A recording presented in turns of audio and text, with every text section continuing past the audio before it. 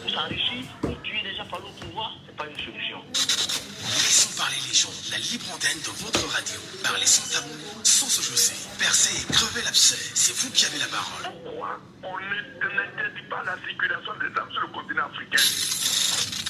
Laissons parler les gens du lundi au vendredi sur Jambo FM. Laissons parler les gens, une présentation de Michel Gadjou.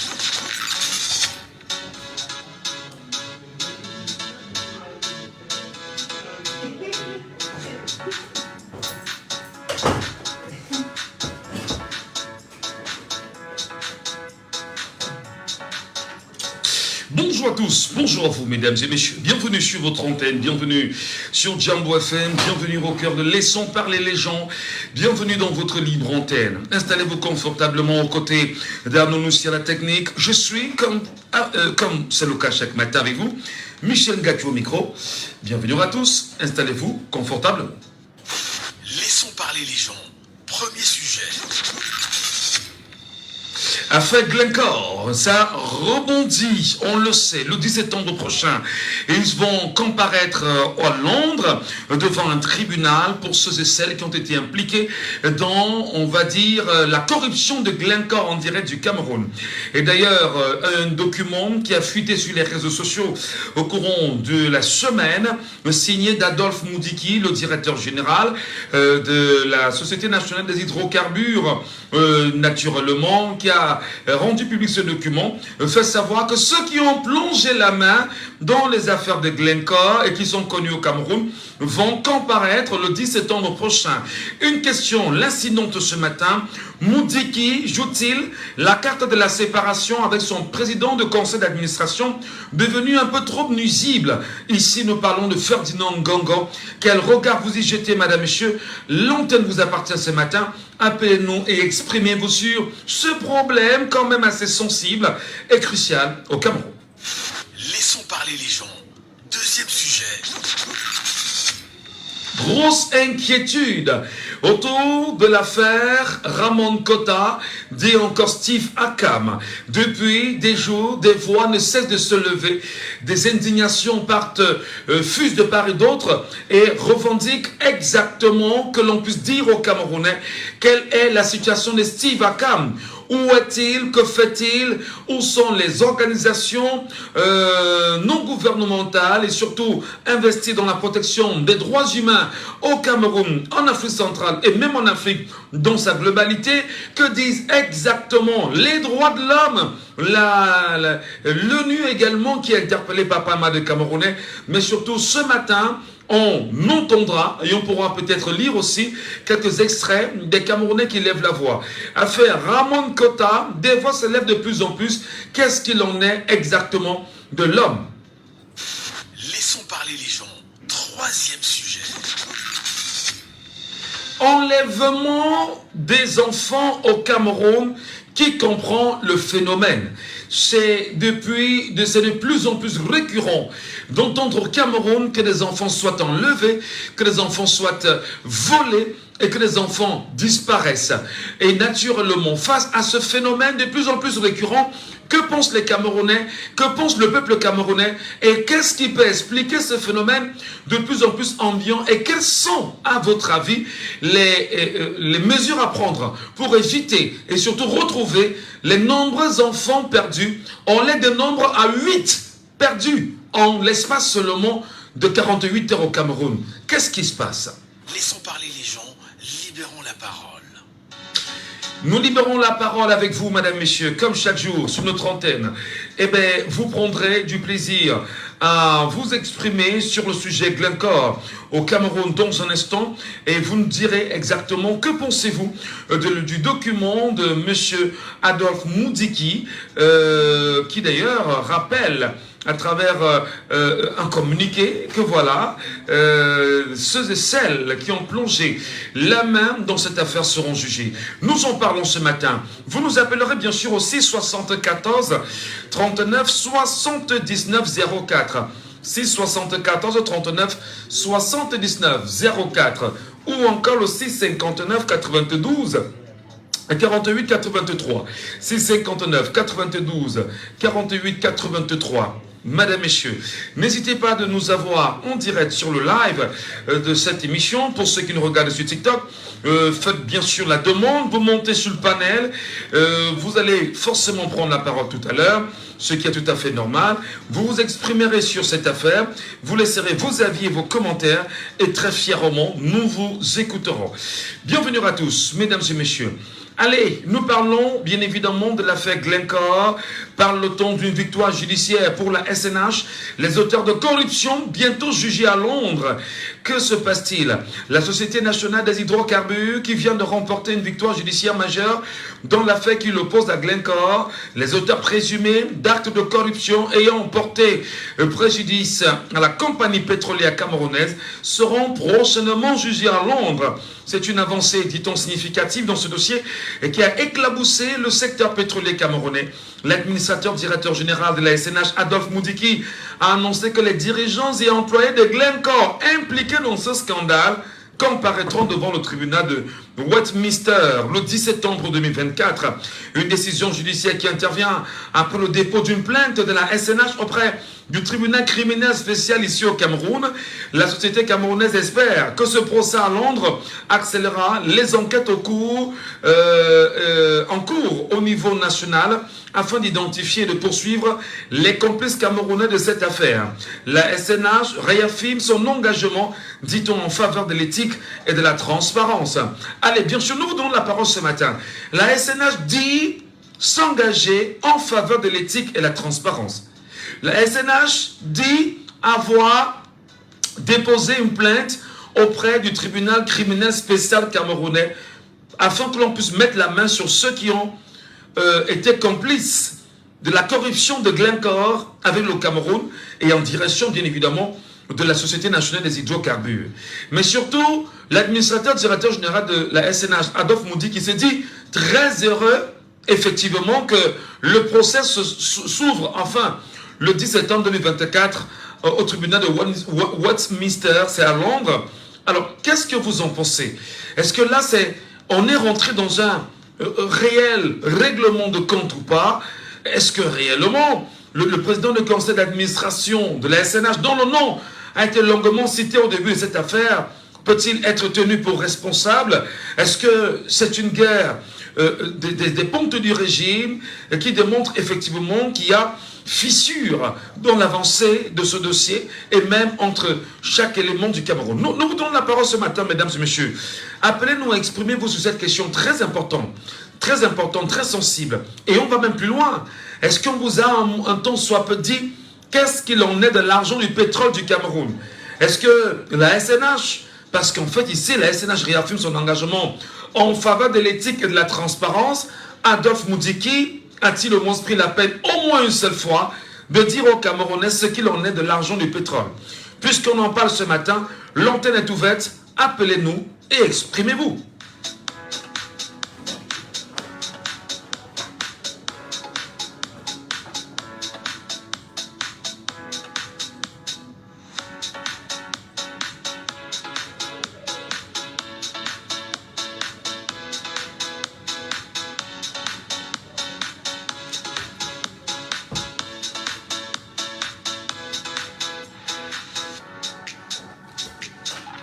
Si jamais vous prenez l'écoute en ce moment, mesdames, messieurs, soyez les bienvenus sur les antennes de Jumbo FM. Et nous sommes au cœur de votre émission « Laissons parler les gens », c'est la libre antenne. Et très fièrement, nous donnons la parole ce matin sur la question de la transparence réaffirmée au sein de la SNH. Et bien évidemment, le fait qu'Adolphe Moudiki rappelle que ceux qui ont d'ailleurs été impliqués dans le détournement, ou du moins les corruptions engagées par l'affaire Glencore au Cameroun, que le 10 septembre prochain, avec exactitude, le procès va s'ouvrir à Londres. Eh bien, est-ce que vous avez bien sûr un commentaire à laisser sur cette affaire? Auditeur en ligne, allô, bonjour. Bonjour, monsieur Michel. Bonjour, monsieur Saban, bienvenue ce matin. Oui, je suis Zaboya. D'accord. Qu'est-ce que vous en dites ce matin? Est-ce que c'est Oui, vous m'écoutez? Allô? Allô? Est-ce que vous nous écoutez? Est-ce que je vous suis pas bien. Est-ce que vous nous écoutez, M. Saban? Est-ce que vous êtes avec nous? Oui, quelque peu, M. Michel. Voilà. Votre commentaire nous intéresse ce matin. Qu'est-ce que vous en dites? M. Michel. Oui. Allô? Nous vous écoutons. Allez-y, allez-y, allez-y. Oui. C'est M. Ferdinand Gongo qui est le président du conseil d'administration de la Société nationale des hydrocarbures. Si les gens ont corrompu avec 7 milliards, c'était pour faire quoi? C'était pour minorer le prix des 2 barils de pétrole. Si c'est 100 $, on va nous donner peut-être 60 $ ou bien 70 $. Les 30 $ disparaissent. Les 7 milliards là même ne valaient rien. On est en train de nous dire que nous perdons 350 milliards par an sur notre pétrole. Ça fait 8 ans que ça se fait. Vous croyez qu'on doit pointer le doigt accusateur sur qui? Le président de la République maintenant est obligé de ménager la chèvre et le chou. Le chou c'est Moudiki, la chèvre c'est Ngongo. Il doit les ménager parce que c'est Moudiki qui est son pourvoyeur de fonds. Monsieur Ngongo veut rectifier le tir. Vous avez vu, il était obligé d'aller faire son conseil d'administration à la présidente de la République parce que Moudiki avait fermé les portes. On s'interroge sur le sexe des anges comment? Quand on sait que les anges n'ont pas de sexe, M. Michel. S'il vous plaît, qu'on me dise si voici un pays pétrolier, le Cameroun est comme un pays qui produit du pétrole. Ça, c'est un pays qui produit du pétrole. Il y a des pays qui ne vivent que du pétrole, ils n'ont pas autre chose, mais ils sont tellement bien construits. Voici notre pays, nous produisons quel pétrole? Ça part où? Ça rentre dans les pots de qui? Où sont nos routes? Où est l'eau? Où est la lumière? Où sont les hôpitaux adéquats? Bien d'autres choses qui nous manquent. Où est la bonne éducation? Où est la bonne santé des citoyens? Nous produisons quel pétrole? Depuis combien d'années? On va nous rendre compte de notre pétrole quand, M. Michel? Je veux qu'on m'en explique. On parlait d'aller au tribunal à Londres ou bien je ne sais pas moi où. Pour aller faire quoi? Il n'y a pas de tribunal ici. Alors, mais justement, il y a des plaintes, il y a une plainte qui avait été déposée au tribunal spécial et d'ailleurs introduit par la SNH. Là, nous étions exactement le 6 novembre 2023 pour identifier les complices. Allô. Monsieur Saban, vous nous écoutez ou pas? Oui. On vous dit que la plainte se retrouve exactement au TCS depuis le 6 novembre 2023. Alors, est-ce que le Cameroun est incapable d'identifier les auteurs? Là, la question de fond, c'est celle-là. La plainte, c'est l'enfumage habituel, comme d'habitude, non, M. Michel. Ça veut dire quoi? Ça veut dire que... Il y a des corrompus, on les attrape. Ça veut donc dire que le TCS ne sert à rien au Cameroun, c'est ça? Pardon? Ça veut dire que le TCS ne sert à rien au Cameroun? Qu'est-ce qui arrive au Cameroun? Est-ce que c'est pour vous, ça veut dire que le TCS, le tribunal criminel spécial, ne sert à rien? Ah, ça sert à quoi? C'est juste pour nous enfumer et détourner l'argent. Qu'est-ce que nous pouvons faire? On nous enfume comme ça avec des plaintes qui n'ont jamais de suite. Et puis, depuis qu'on a déposé cette plainte au tribunal spécial, pourquoi elle ne prospère pas? Elle ne prospère pas pourquoi? Il n'y a pas les enquêteurs là-bas, il n'y a pas les magistrats, il n'y a pas les officiers de police. Hein? C'est pour nous enfumer tout juste. Et puis, vous ne connaissez, même si vous connaissez les noms, même si on nous donne les noms de ces corrompus ou de ces corrupteurs, qu'est-ce qui va se passer après? C'est le président de la République qui est le premier magistrat. Est-ce qu'il est obligé de les envoyer en justice ou de les envoyer en prison? Il n'y a pas d'obligation, M. Michel. Ouais. Est-ce qu'on va les envoyer en prison? Si c'est le président même qui donne l'ordre de minorer le prix du pétrole au profit peut-être des poches obscures, est-ce qu'il va les envoyer en prison? Ça, c'est une navigation à lui. Nous perdons notre temps. Merci beaucoup. Merci. Merci infiniment, M. Saban. Il faut rappeler bien évidemment que les noms sont sur le point d'être révélés. Le procureur général du Royaume-Uni a autorisé le Serious Fraud Office, c'est-à-dire le SFO, a engagé des poursuites pénales pour corruption contre des individus. Donc, cet office-là du Royaume-Uni a inculpé le milliardaire Glencore, Alex Bird, ancien responsable du trading pétrolier, pour conspiration en vue de verser des pots de vin pour favoriser les opérations pétrolières de l'entreprise en Afrique de l'Ouest et même en Afrique centrale aujourd'hui.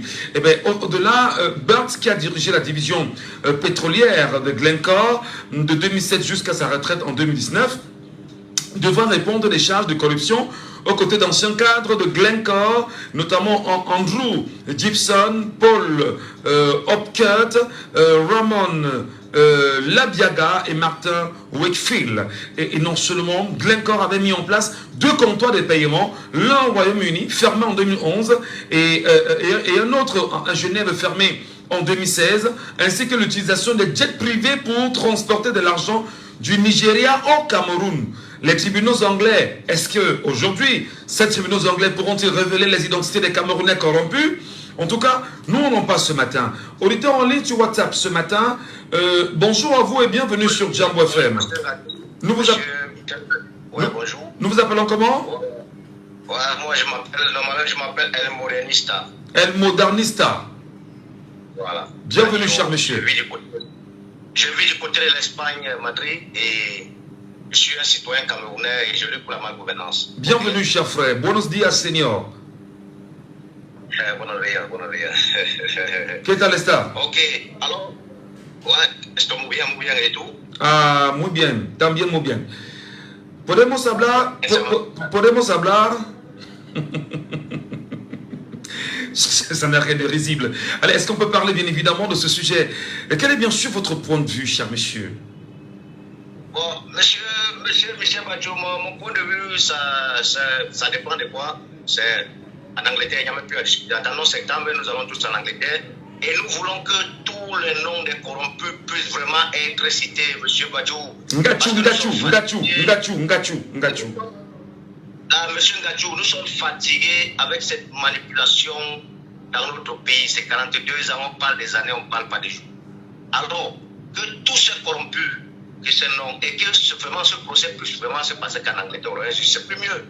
Nous n'avons pas besoin que ça se passe au Cameroun parce que nous n'avons pas des hommes compétents. Nous savons que notre pays vit de l'enfer, nous le savons. Ouais. Le peuple donc, nous vivons l'enfer, nous le savons déjà. Et c'est pourquoi moi particulièrement je lutte pour cette malgouvernance et je continue à demander la libération de Ramon Kota. Où est Ramon Kota? Non, on en reparlera dans la deuxième partie. Voilà, alors il est inadmissible qu'on peut, parce que ce procès se passe au Cameroun, vous savez la suite. Vous savez bien la suite, M. Gadjo, vous n'avez pas me dire que vous ne savez pas la suite. Tous les Camerounais savent la suite. Si les Camerounais sont menacés, ils sont intimidés tout le temps, qu'un ministre territorial va se lever en venant intimider le peuple camerounais, intimider en disant des choses qui est de moulinesse. Et vous savez que quand on prend les condiments, il appelle le peuple camerounais les condiments. Ça, c'est intimider le peuple. Qu'est-ce qui va se passer? Oui, mais pour revenir sur ce sujet fondamentalement, si jamais le procès étant ouvert à Londres et que les noms des corrompus soient cités, et d'ailleurs on regarde le comportement d'Adolphe Moudiki aujourd'hui, qui est le directeur général de la SNH, qui semble même jubilé à travers ce document.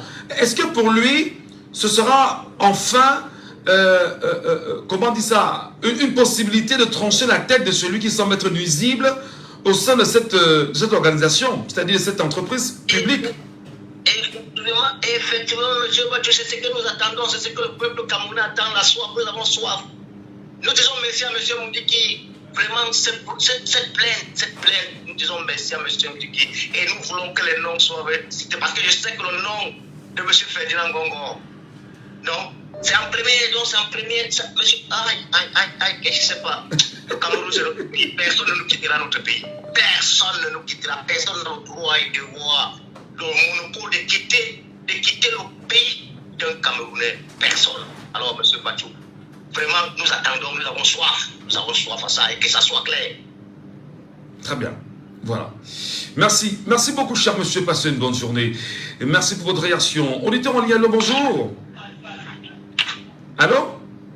Oui, bonjour, Michel. Bienvenue, cher Merlin. Bienvenue ce matin. Oui, Michel, bonjour. Bonjour. Nous parlons bien sûr de l'affaire Glencore. Une affaire Glencore qui a secoué pas mal de pays en Afrique, y compris le Cameroun. D'ailleurs, le nom du Cameroun a été cité dedans. Et on laisse entendre qu'il y a eu des pots de vin que des hauts commis de l'État au Cameroun ont perçus. Et on voit comme une sorte de fierté pour Adolphe Moudiki. Est-ce que finalement, on est en train de démontrer que la justice camerounaise est moribonde et ne peut pas juger une affaire pendante depuis le 6 novembre 2023 et qu'on jubile aujourd'hui parce que le procès est ouvert à Londres? Michel, nous on jubile que le compte du régime c'est pas grave. Donc vous dites qu'il est fier parce que il veut rendre la paix de ce que son ami le président a fait, M. Gongo a fait.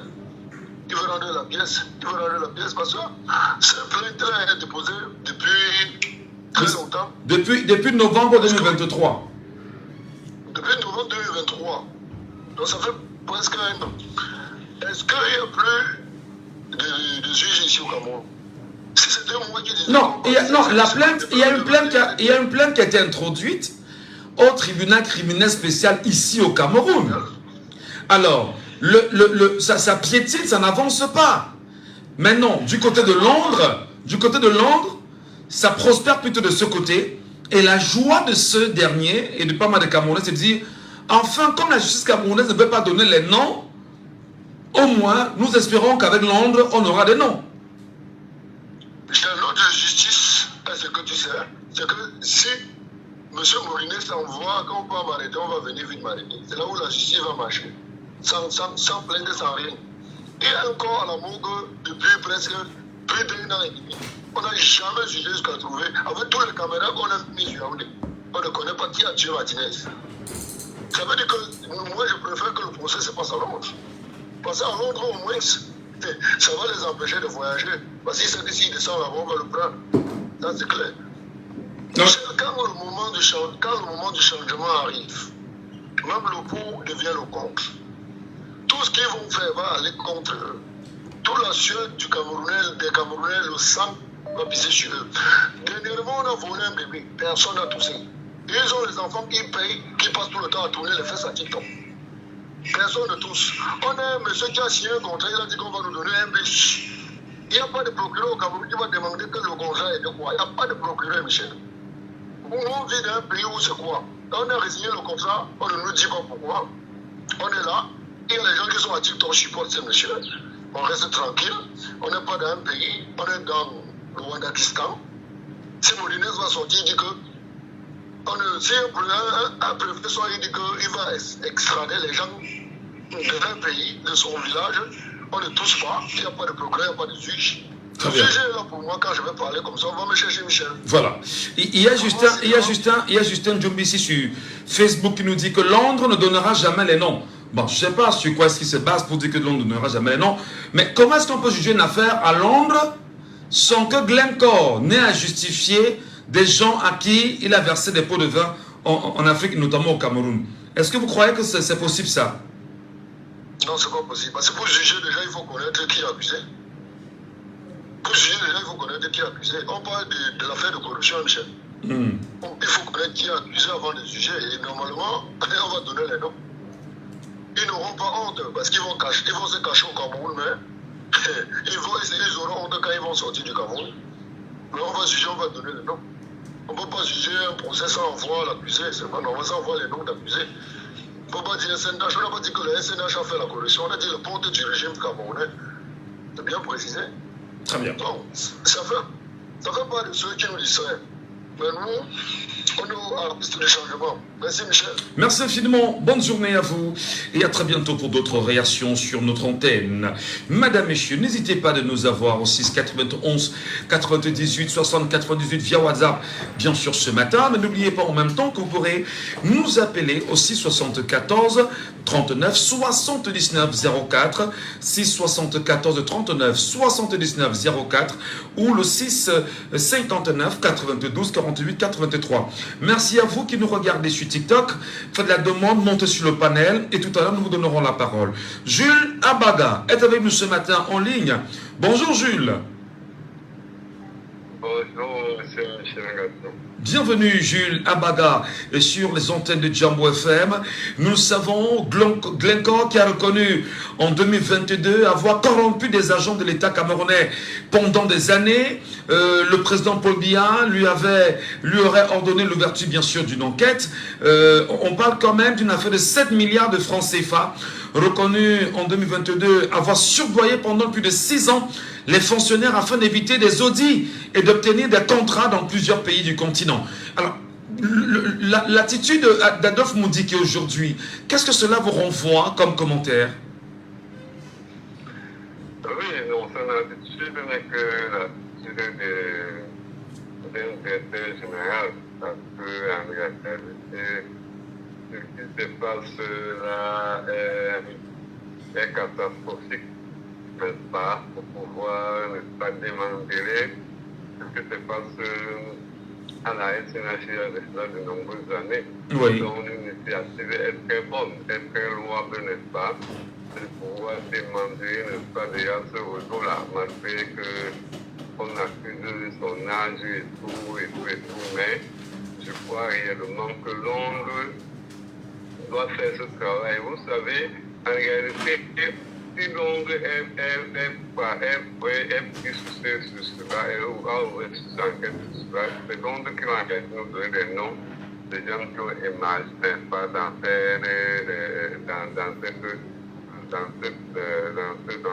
ce problème-là. Oui. Donc pourquoi? Parce qu'en réalité, on sait qu'ici au Cameroun, beaucoup de gens sont entachés, puis beaucoup de gens ont des liens. Alors, peut-être quand Londres nous donnera des noms, parce que la base Glencore officiellement doit donner les noms de ceux-là qui ont reçu l'argent. Oui, quand il va donner dans ce nom-là. Oui. Allez-y. Donc, je pense que maintenant, le Cameroun doit faire maintenant sa part de travail. Mais le Cameroun fait donc quoi? C'est la preuve c'est la preuve que on ne peut pas, en tant que Camerounais, faire confiance à la justice camerounaise, Jules Abaga. On ne devrait pas... Je ne peux pas aborder ça dans ce sens-là. Mais attendez, la plainte a été déposée au TCS ici au Cameroun le 6 novembre 2023. L'affaire a éclaté en 2022. On parle quand même de 7 milliards de francs CFA de pots de vin reversés à des hauts fonctionnaires au Cameroun. Et le tribunal criminel spécial camerounais qui a tous les outils pour mener des enquêtes est incapable depuis 2023 d'ouvrir le dossier pour vous trouver que vous ne pouvez pas l'aborder sur cet angle-là? Bon, monsieur, mes chers gars, il faut ça. Le problème, c'est que,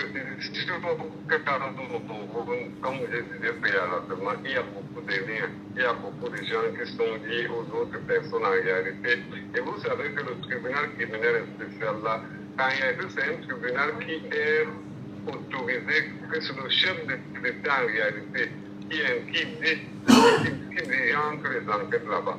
Vous voyez un peu? C'est pour ça que pour Madeleine Zogo, si le maire a abordé cette enquête, c'est parce que justement le président a dit qu'il voulait avoir clair sur cette affaire.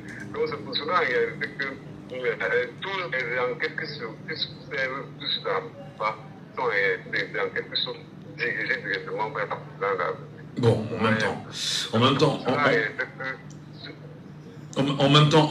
en même temps, il faut reconnaître que pas forcément le président de la République, parce que bon, voilà, vous déposez une plainte, c'est un tribunal qui a été créé d'ailleurs en 2011 et qui visait bien sûr les délits et infractions de détournement de biens et deniers publics.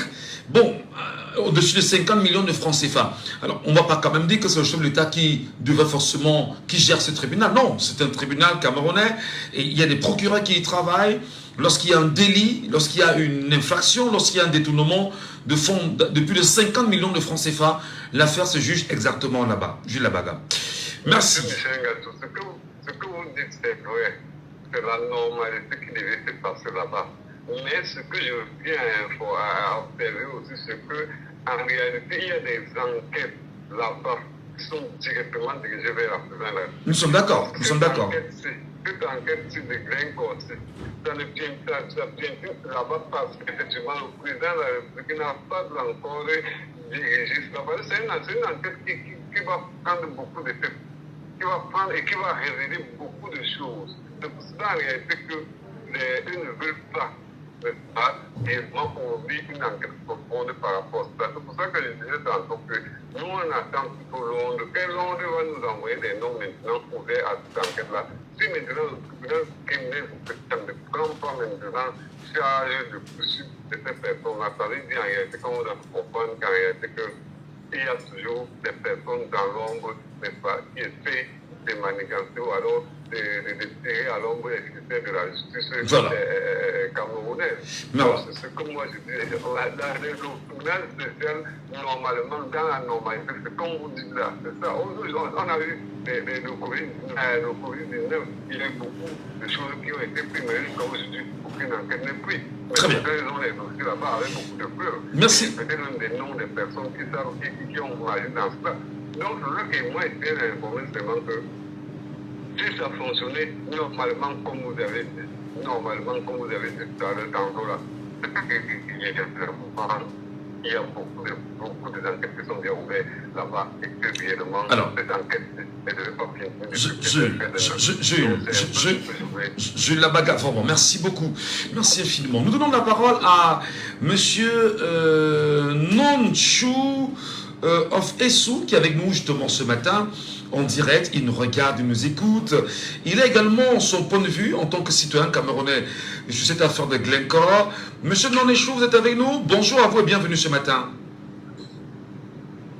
Bonjour monsieur Michel et bonjour depuis l'Angleterre qui chauffe depuis quelques jours là. Vous êtes en Angleterre, vous êtes au cœur de cette histoire, vous connaissez exactement ce qui se passe là-bas.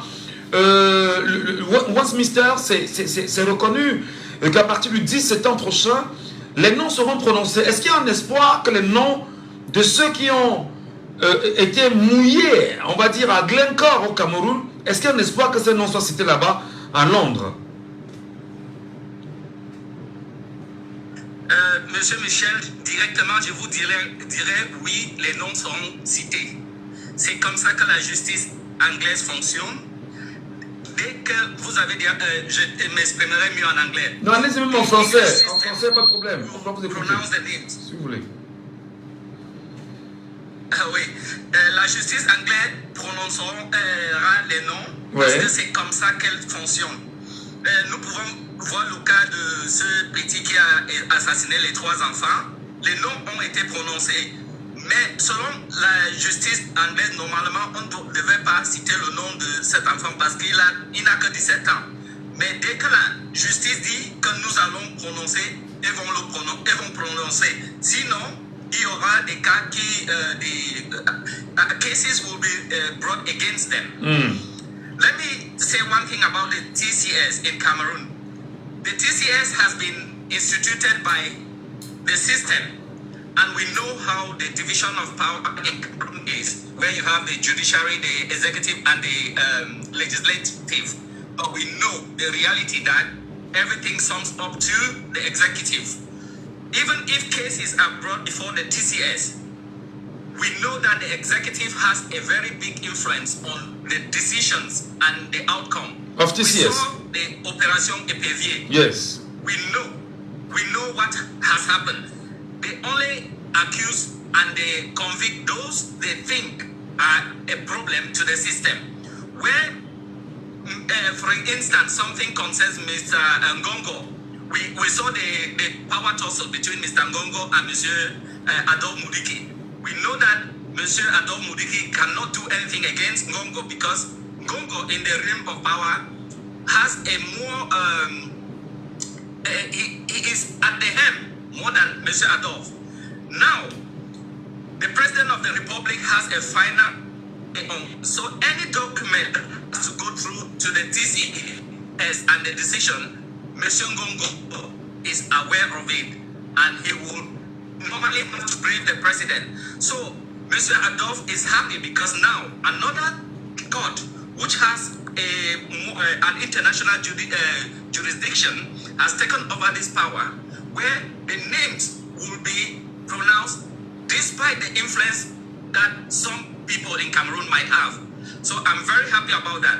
What comes now, it comes back to what I mentioned some time ago, that if we have a good system where there is competence, accountability, the duty of candor, where you accept responsibility, you have a strong system, we will not have this issue where there is a power tussle. But in Cameroon, we have people, we have a weak system and strong people. When we have strong people in power, they fight among themselves. They don't fight for competence, they don't fight for accountability. So Cameroon simply needs now a strong system where they can institute data governance, where everything will be accounted and the truth and the reality will be for the development of Cameroon. Thank you. Thank you. Thank you, my dear. Thank you very much. Nous donnons la parole, bien évidemment, à notre Camerounais ce matin sur cette question qui devrait bien sûr prendre la parole. VIP International Leader, c'est comme ça qu'il se fait appeler. Bonjour à vous, cher monsieur, bienvenue ce matin sur Jambo. Vous êtes avec nous en direct. Bonjour. Bonjour, mon frère Michel, comment vous allez? Bon, nous y sommes, nous sommes au Cameroun. Au Cameroun, bien sûr, l'affaire Glencore, souvenez-vous, qui avait suscité un vif intérêt médiatique, souvenez-vous. Et il y a la Commission nationale anticorruption qui suit de près cette histoire, tandis que la SNH avait initialement déclaré ne pas se reconnaître dans les allégations, allant jusqu'à solliciter des éclaircissements auprès des autorités américaines et britanniques. Alors, aujourd'hui, Glencore, qui a admis avoir utilisé environ 21 millions de dollars entre 2006 et 2014 pour corrompre les officiels camerounais dans le cadre de la transaction pétrolière impliquant la SNH et la Sonara, réalisant un gain illicite de 67 millions de dollars. Alors, comment appréciez-vous aujourd'hui le comportement de Adolphe Mundiki, qui semble quand même plus heureux que le procès s'ouvre à Londres alors qu'il est ouvert au Cameroun?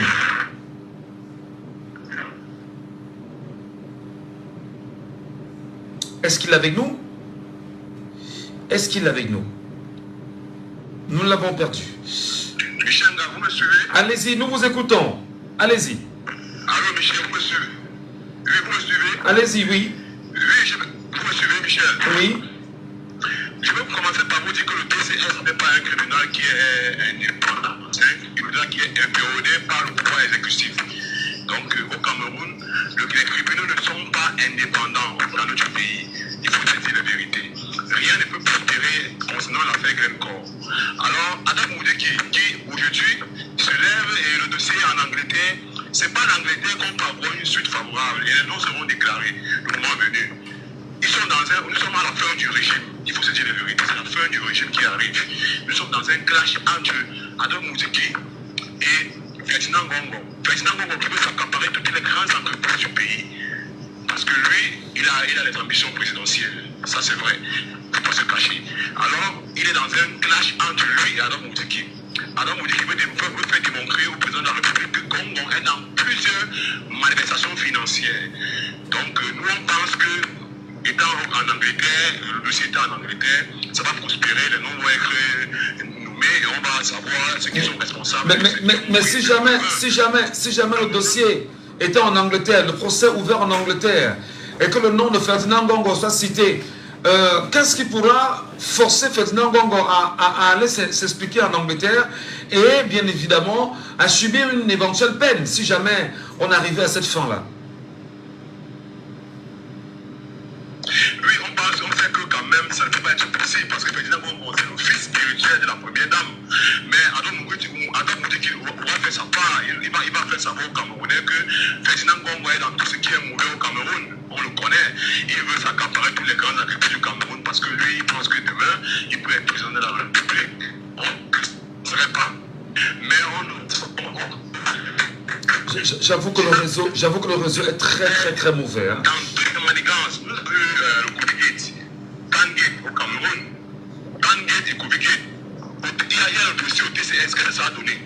On a plutôt gradé ceux qui ont volé tout cet argent-là. Ça n'a rien donné, mon frère Michel. D'accord. Donc, on sait que ça ne va pas marcher, mais en Angleterre, on aura les noms et on va savoir qui sont les responsables de cette corruption et ceux qui ont pris les pots de vin venant de Glencore. Bon. Merci beaucoup, je vous dis merci, même si le réseau laisse un peu à désirer. Hein. Stéphane Gervais, bonjour Stéphane Gervais. Stéphane Gervais, bonjour. Oui, bonjour Michel, vous m'entendez? Nous vous écoutons parfaitement. Vous m'entendez très bien? Très bien. Alors justement, votre point de vue de cette affaire. Oui, j'aimerais dire... oui, mon point de vue en ce qui concerne cette affaire, c'est que M. Aldo Moudi qui ne fait que de la chimère. Absolument la chimère. Vous vous rappelez que peu de temps après que Glencore a éclaté, il s'est empressé à faire un communiqué tout en disant qu'il ne savait pas de quoi on parlait. En parlant du personnel de la SNH, vous vous rappelez? Et après cela, il nous dit, parce qu'il faut préciser que le Cameroun n'a jamais porté plainte en Angleterre. Ce qui m'a fait jamais. À la Cour de Westminster. Oh là là là là Et là. demande au Camerounais de beaucoup lire et de voir que c'est faux. Vous m'écoutez? J'avoue que le réseau est très perturbé. Je ne sais pas trop ce qui se passe. Allô? La communication est trop hachée. Je ne sais pas ce qui se passe Allô, là. vous m'écoutez? Allô, vous m'écoutez maintenant? Allez-y, allez-y, allez-y. Vous m'écoutez actuellement? Oui, allez-y. Oui, je rappelle que je demande au Camerounais de beaucoup lire. Le Cameroun est bilingue et que beaucoup de choses sont dans les lectures. La SFO, la Serious Fraud Office a sorti sur leur page, sur leur site web l'autre jour que le procès a été programmé pour le 10 septembre à la Cour de Westminster. Oui. Et ça ne concerne pas que le Cameroun, ça concerne entre autres les pays de l'Afrique de l'Ouest, le Nigeria et tout le reste. Et les noms ont été nommément cités, ça veut dire tout le monde sait qui va comparaître le 5. Le 10. Et selon la justice anglaise, s'il leur est demandé, ils vont citer nommément. Parce que il s'agit, quand on parle de Serious Fraud Office, ça veut dire l'office de fraude sérieuse. Ça veut dire quand il y a une fraude sérieuse, ils interviennent. Donc, quand on démantèle, on tient à désarticuler et à citer nom par nom. Donc, le communiqué que M. Moudi qui a sorti l'autre jour, c'était une récupération. Parce qu'il tout simplement, il est allé sur le site qui est ouvert à tout le monde. Il a vu que le monde était programmé pour ce jour. Lui, nous avait déjà dit de prime abord, sincèrement. Aïe, aïe, aïe, aïe, aïe, aïe. Nous sommes désolés. La qualité du son est vraiment... La qualité du son laisse vraiment à désirer. Et comme on est en radio, on a très peu de temps. On n'a plus que 3 minutes sur ce sujet-là. Il est avec nous le noble Chang de Fongontongo. Bonjour, bienvenue à vous. Est-ce que moi, avec lui, on aura la chance d'avoir un son de qualité? Le noble, bonjour. Il n'est pas avec nous. Voilà, merci à vous, madame, messieurs, de nous retrouver sur les antennes de Django FM. L'émission, c'est Laissons parler les gens, c'est la libre antenne. Dans un instant, nous allons rentrer dans le deuxième sujet de ce matin. Laissons parler les gens. Deuxième sujet. Que se passe-t-il avec Ramon Kota dit Steve Akam? Donc, Steve Akam dit Ramon Kota. De plus en plus de voix s'élèvent. De plus en plus de Camerounais s'indignent et demandent à ce qu'on puisse leur dire exactement quelle est la position de Steve Akam. Aujourd'hui, vous avez également des voix qui disent ne pas avoir accès aux prévenus et que le secrétariat d'État de la Défense, chargé de la gendarmerie, serait bien sûr un lieu de torture où même les avocats de Steve Akam n'ont pas le droit de le rencontrer. Alors, il y a eu deux sorties, il y a des sorties en même temps des avocats qui suivent ce procès, qui n'ont pas pu s'expliquer, mais surtout, on se demande où sont les organisations de défense des droits humains au Cameroun, et même en Afrique centrale, voire même en Afrique dans sa globalité. Nous vous donnons la parole ce matin sur cette question, madame, messieurs. Appelez-nous et exprimez-vous véritablement, afin que l'on puisse comprendre qu'est-ce qui peut expliquer cette barrière créée autour de l'affaire Steve Akam. Je rappelle que Steve Akam est ce compatriote camerounais qui a été extradé du Gabon vers le Cameroun au courant du mois de juillet et qui aujourd'hui répondrait de ses propos tenus outrageants vis-à-vis de M. Paul Biya, président de la République du Cameroun. Nous en parlons ce matin. Affaire Steve Akam sur la table. Laissons parler les gens, libérons la parole. Nous libérons la parole au 674 39 79 04. 674 39 79 04. 659 92 48 83. 659 92 48 83. Ou encore vous nous appelez via le WhatsApp de l'émission, le 691 98 60 98. 691 98 60 98. Madame, Messieurs, vos avis, ce matin, nous les attendons. D'ailleurs, on a eu une réaction d'un acteur politique majeur au Cameroun. Il s'agit ici du professeur Maurice Kamto qui, il y a 17 heures, a publié sur sa page Facebook, on va dire, une sommation, entre autres, c'est-à-dire une tentative. Il faut comprendre. Il dit, le gouvernement camerounais doit fournir immédiatement et publiquement la preuve de vie de M. Steve Akam, alias Ramon Kota, et s'il est encore en vie, qu'il n'est pas sous la torture. Il faut qu'on en parle ce matin. Comment pouvez-vous expliquer qu'il y ait des barrières qui soient érigées autour de Steve Akam? Est-il encore en vie? Nous en parlerons dans un instant, madame, messieurs. Vous nous appelez au 674 39 79 04 ou encore au 659 92 48 83. Voilà. L'antenne vous appartient. Des gens vont réagir rapidement avec nous ce matin. Il y a quelqu'un qui voulait réagir là. Allô? Bonjour, cher monsieur. Nous vous appelons comment? Allô? Oui, je vous suis. Oui, nous vous appelons comment?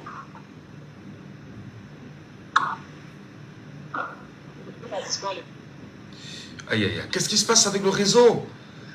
Qu'est-ce qui se passe avec le réseau? Qu'est-ce qui se passe avec le réseau? Tentez de remonter. Appelez-nous. Non, on va reprendre. Allô, bonjour Merlin.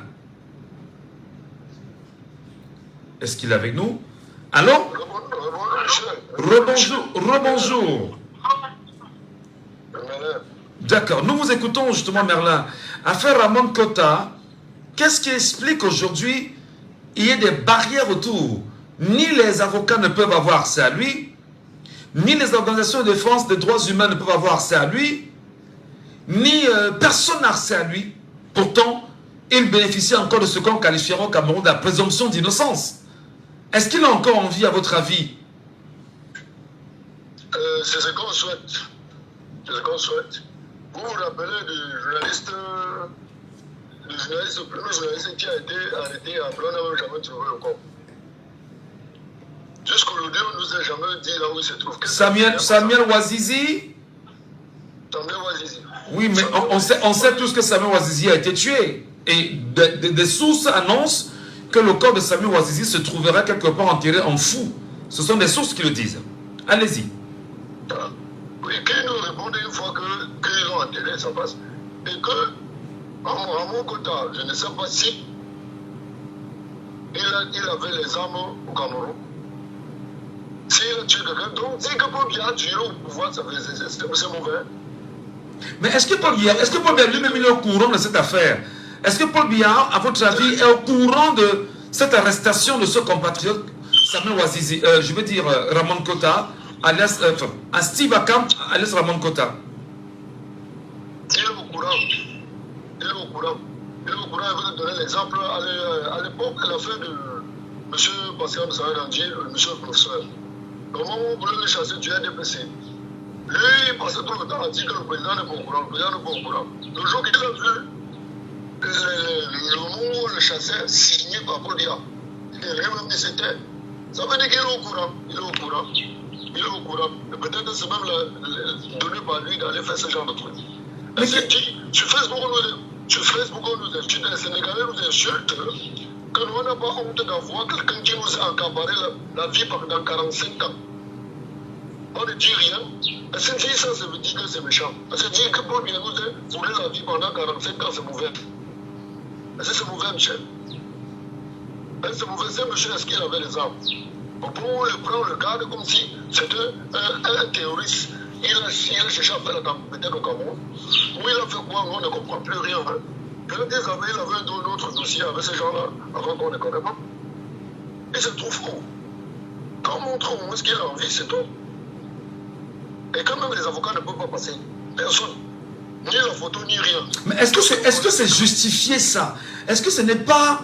C'est-à-dire que est-ce qu'on n'est pas... Excusez, je pose la question, comme le Camerounais lambda, est-ce qu'on n'est pas dans un règne de la terreur où même la liberté de s'expliquer à ses avocats s'interdit au Cameroun?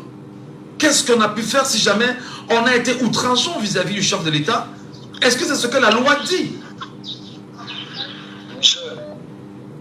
Michel, c'est oui. la vérité. Donc, je ne sais pas. Vous voyez comme après lui, on a arrêté le jeune qui disait qu'on va s'inscrire.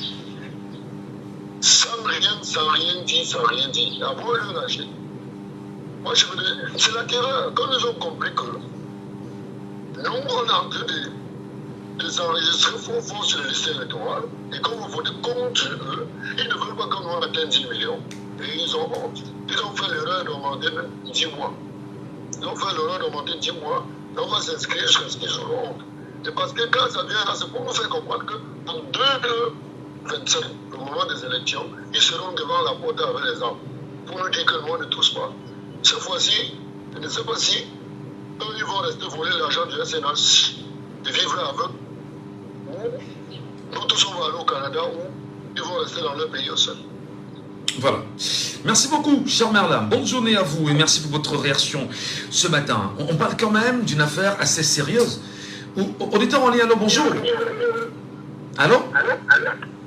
Allô, bonjour, monsieur Michel. Oui, bonjour, monsieur Saban. Nous vous écoutons, allons-y. Allô? Nous vous écoutons, allons-y.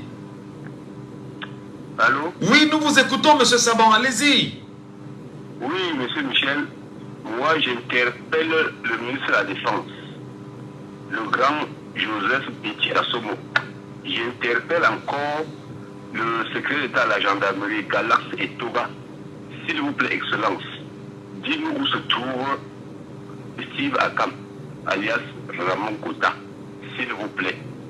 Si quelque chose arrive, il n'est pas militaire. Qu'est-ce qu'il fait au secrétaire d'État? Il n'y a pas de juridiction civile pour les civils ici au pays. Il m'adresse à ces deux ministres. Si quelque chose arrive à ce monsieur, le Gabon sera tenu pour responsable. Il faut que Olingingema le sache. Les méthodes de barbouze comme ça, là, les barbouzes affreux, en 2024, c'est digne du Cameroun, c'est digne du Gabon. Moi, j'ai justement à ces deux ministres qu'on nous dise où se trouve M. Steve Akam. C'est un Camerounais. Il n'est pas militaire. On l'a mis au tribunal militaire comment? Dans les structures militaires comment? Ces structures sont faites pour les militaires et pour les hommes, pour les militaires, gendarmes et militaires. Ce n'est pas pour la police. C'est quelle façon-là? S'il vous plaît, dites-nous où se trouve M. Steve Akam. C'est tout ce que j'avais à dire, M. Michel. Merci infiniment, M. Saban. Bonne journée à vous. Je voudrais quand même dire que j'ai sous les yeux le communiqué sur la diligence relative à la situation de M. Steve Akam, dit Ramon Kota, signé bien évidemment de ses avocats, qui disent rapidement que l'opinion est informée, que nous avons été constitués pour la défense des intérêts moraux et matériels de Sir Steve Akam, dit Ramon Kota, citoyen de nationalité camerounaise vivant au Gabon, mais conduit de force récemment au Cameroun sans procédure légale et resté jusqu'à ce jour sans nouvelles, bien qu'entre les mains des autorités publiques camerounaises en charge des enquêtes probablement judiciaires, ordinaires ou militaires. Nous l'avions notifié à monsieur le délégué général à la Sûreté nationale ainsi qu'à monsieur le secrétaire d'État à la Défense en charge de la gendarmerie et attendons qu'il nous soit indiqué le lieu où il se trouve à toutes fins utiles, mais surtout aux fins de son assistance juridique en vue de son accès à une justice équitable. Nous venons aussi de saisir monsieur le procureur général près de la cour d'appel du centre à Yaoundé, ainsi que monsieur le directeur de la justice militaire, afin de nous faciliter l'accès à ce dernier, quelle que soit la cellule de sûreté dans laquelle il est placé et quel que soit le crime qu'il aurait commis. Et pour l'information de l'opinion, depuis qu'il se trouve en territoire camerounais, son statut juridique n'est toujours pas connu. est-il en garde à vue? Si oui, laquelle? Administrative ou judiciaire? Sinon, il est placé sous quel régime juridique? Quel est son état physique et psychologique? Quelles sont les accusations pénales dont il fait l'objet? Pourquoi l'avoir conservé incommunicado? Telles sont les préoccupations actuelles de son équipe de défense que nous conduisons, s'il nous est permis de le rencontrer et de remplir notre mission. Dit d'ailleurs, bien évidemment, on va dire ce collège d'avocats. Alors, nous avons attiré l'attention de ces autorités saisies sur le fait que le Gabon, en tant que l'État, autant pour moi, a procédé à la signature du statut de Rome le 22 décembre 1998 et a déposé son instrument de ratification le 20 septembre 2000, il y a 24 années révolues. Et de ce point de vue, la détention au secret est, comme cela semble déjà le cas, l'antichambre de la disparition forcée, crime contre l'humanité relevant de la compétence universelle. Bien que le Cameroun n'ait pas ratifié ce traité, il ne les échappe pas non plus que les autorités camerounaises ne devraient en aucun cas se rendre complices ou co-auteurs d'actes de violation des règles du droit international relatifs aux droits de l'homme, des crimes contre l'humanité avec les autorités gabonaises, procédures pour lesquelles la défense des intérêts moraux et matériels de notre client peut nous conduire. Mesdames, Messieurs, vous avez la parole, on en parlera tout à l'heure dans la deuxième partie. C'est ton tour de briller. Tu es jeune, tu es belle, tu es intelligente. Viens challenger ta beauté et ton talent. C'est peut-être toi la future Miss Ayuba. Pour le 5e anniversaire d'Ayuba, participe aux présélections dans ta ville et tente ta chance pour gagner jusqu'à 5 millions de francs pour la Miss, 3 millions de francs pour la première dauphine et 2 millions de francs pour la deuxième dauphine. Inscris-toi vite sur l'application Ayuba et soumets ta candidature. Télécharge Ayuba sur Play Store ou App Store. On ne peut en parler avec énergie sur Jam.fm. Laissons parler les gens. Deuxième sujet. Et le deuxième sujet, bien sûr, est sous vos yeux. Nous en parlons. Comment appréciez-vous ces questionnements aussi importants, voilà, de ces avocats. Naturellement, on parle ici de Maître Hippolyte Méli qui s'interroge. Est-ce que Steve Akam est en garde à vue? Si oui, laquelle? La garde à vue administrative ou judiciaire? Est-ce qu'il y a des hommes de droit qui nous écoutent ce matin, qui peuvent au moins nous appeler, nous dire ce qu'ils en pensent? C'est très important. Y a-t-il des avocats, y a-t-il des juristes au moins qui nous écoutent ce matin, qui peuvent nous dire, qui peuvent nous éclairer, qui peuvent laisser leurs opinions, leur point de vue, analyser avec nous? C'est important qu'on puisse vous écouter. Garde à vue, si oui, laquelle? Administrative ou judiciaire? Sinon, il est placé sous quel régime juridique? Quel est son état physique et psychologique? Quelles sont les accusations pénales dont il fait l'objet? Pourquoi l'avoir conservé sans communication? Mesdames, Messieurs, on en parle ce matin. 674 39 79 04. 674 39 79 04. 659 92 48 83. 659 92 48 83. Et via le WhatsApp de l'émission, c'est le 6 91 98 60 98. 6 91 98 60 98. Appelez-nous, exprimez-vous, madame, messieurs. Le cas Steve Akam ne vous dit rien? Personne n'a dit sur le cas Steve Akam, sans communication, on ne sait pas exactement où il est, on ne sait pas exactement ce qui se passe, les avocats n'ont pas accès, aucune organisation de défense des droits humains n'a accès. Quelle lecture vous en faites, madame, messieurs? Appelez-nous et exprimez-vous. Et si vous êtes en train de nous regarder sur TikTok, faites-la monter sur le panel, demandez à monter sur le panel et laissez vos avis en direct. Nous vous écouterons également. Voilà, l'antenne vous appartient.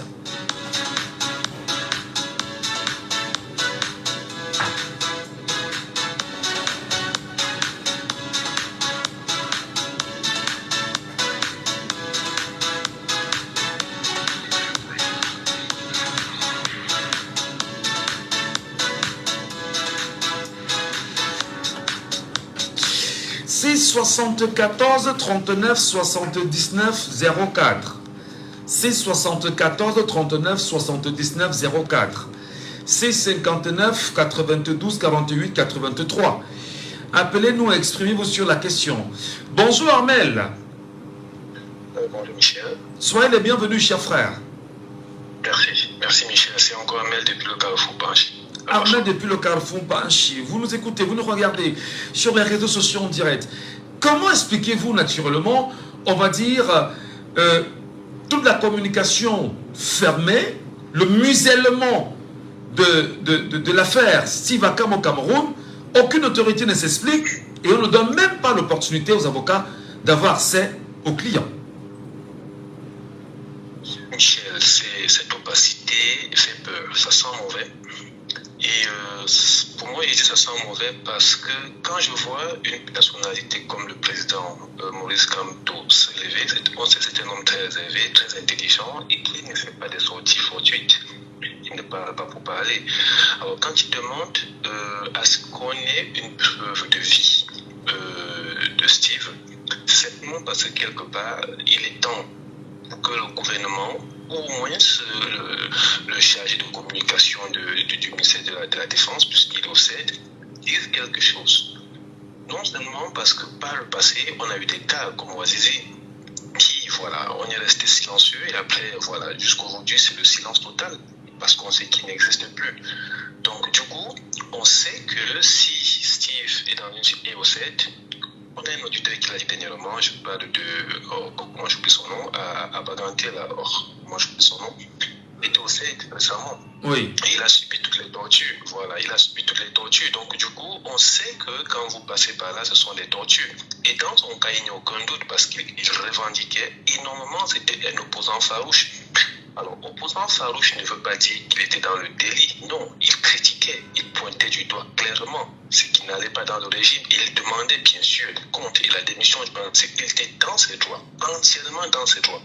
Alors, si aujourd'hui il n'est pas dans ses droits, nous avons des mécanismes mis en place par notre code pénal. Et aujourd'hui, il devrait suivre ces mécanismes-là. Ça veut dire que quoi? S'il doit être condamné, selon la loi, qu'il soit condamné légalement, qu'il soit condamné. Ça peut être 6 mois, ça peut être 1 an, ça peut être même 20 ans, même 100 ans. Mais au moins que les choses soient transparentes. Alors, justement, je veux relancer un peu. Vous dites effectivement que le professeur Maurice Kamto ne fait pas de sortie gratuite ou fortuite. Est-ce qu'il serait informé de la situation dans laquelle il se retrouvera, peut-être ne serait plus en vie aujourd'hui, et commencera à faire pression sur le régime en place, qu'on donne au moins un signe de vie de M. Sivaka? Oui, c'est difficile de me prononcer là-dessus, mais toujours est-il qu'on sait que M. Maurice Kamto a des éléments infiltrés dans le système. On sait qu'il connaît le système. S'il a fait cette sortie, c'est parce que quelque part, il y a quelque chose qui ne va pas. Peut-être qu'il était dans une forme de torture, je parle de Steve, dans une forme de torture assez élevée, où aujourd'hui sa vie serait en danger. Ça me fait très mal de le dire parce que peut-être sa femme, peut-être ses enfants nous écoutent. Et ça me fait très très mal parce que ses enfants, ou alors son enfant, parce qu'il y a son enfant en photo, il ou elle est innocente. Elle veut savoir où est son père. Elle veut savoir où est son père. Que ce régime ait au moins cette forme, ce cœur-là, de savoir que s'il a commis quelque chose, si aujourd'hui on l'a même tué, ça veut dire, par exemple, je ne le souhaite pas, il est mort, il est déjà mort, supposons qu'il soit parti. Mais qu'est-ce qu'on fait de cet enfant-là qui grandit sans son père? Et oui, justement, peut-être vous regardez les enfants, mais nous revenons sur les barrières érigées autour. Est-ce que justement, l'attitude de son avocat ne prouverait pas qu'il puisse avoir anguille sous roche, là présentement? Effectivement. Alors, si l'avocat, si Maître Mélie a sorti ça, ça veut dire que quelque part, quelque chose ne va pas, M. Michel. Mais qu'est-ce qu'il faut donc faire? Qu'est-ce qu'il y a de faire pour avoir la vérité? Est-ce qu'il faut rester muet? Qu'est-ce qu'il faut faire à votre avis? Et c'est là le tournant, M. Michel, c'est là le tournant. Le peuple camerounais doit demander des comptes. Alors, tout appartient au peuple camerounais. C'est nous, les Camerounais, qui devons sur nos pages Facebook. Comme vous l'avez fait, M. Michel, sur votre page Facebook, c'est tout Camerounais qui devait avoir des hashtags, demander des comptes de page Facebook. Tous ces influenceurs de merde, excusez-moi l'expression sur votre chaîne, tous ces artistes, toutes ces personnes qui ont la voix, qui comptent, toutes ces personnes populaires, tous ces politiques, ce sont elles qui devaient aujourd'hui demander de manière farouche la libération ou alors au moins les comptes sur la situation actuelle de Steve. Monsieur Michel, regardez ce qui s'est passé au Nigeria, je crois que c'était hier. La population... Non, toute la semaine. Ils sont en train de marcher là-bas. Oui, voilà. Mais monsieur Michel, ils n'ont rien cassé au Nigeria. Ils l'ont fait au Kenya récemment. Ils sortent parce qu'ils veulent un changement, parce que le coût des vie est élevé. Au Nigeria, bon là ça ne me concerne pas. Donc aujourd'hui au Cameroun, on peut sortir pour demander des comptes. Sortir en masse mettrait une pression énorme sur le gouvernement parce que ce gouvernement doit nous rendre des comptes. On parle d'une vie humaine, des citoyens camerounais. Monsieur Michel, il y a quelque chose de très important. On sait que Steve avait un impact considérable sur la population. Il pouvait influencer la population en termes d'inscription électorale, en termes de changement et en termes de leader au Gabon, dans l'opposition. Donc, c'est ce leadership qu'il avait au Gabon qui a tellement fait mal au gouvernement. Ça n'a rien à voir avec des insultes parce que le président, on l'insulte tous les jours. Et quand on est leader, on va l'insulter. Monsieur Michel, il y a des présidents qu'on a jeté des œufs, Sarkozy, on l'a visé avec des chaussures. Et puis le président, mais attends, on parle que d'insultes. Si ça a été le cas, monsieur Michel, au moins qu'on nous rende des comptes aujourd'hui. Merci, monsieur. J'invite les Camerounais, s'il vous plaît, à sortir, sur leur page Facebook, partout, à demander la libération de Steve. Merci, monsieur Michel. Très bonne journée à vous, cher monsieur. Auditeur en ligne, ce matin, bien évidemment, sur ce sujet. Allô, bonjour. Good morning, my dear. You're welcome. Baissez le volume de la radio. Baissez le volume de la radio. Baissez le volume de la radio. Aïe, c'est difficile, hein? Très difficile.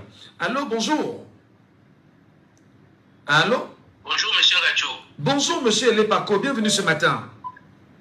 Oui, bonjour à vous. Bonjour aux auditeurs de Djambo. Affaire Steve Akam, est-ce qu'on serait bien évidemment en face d'une nouvelle affaire Martinez-Zogo que les pouvoirs publics tentent bien sûr de dissimuler, à votre avis? Monsieur Michel Gacho, avant de donner mon avis, permettez-moi de le dire comme je le fais souvent.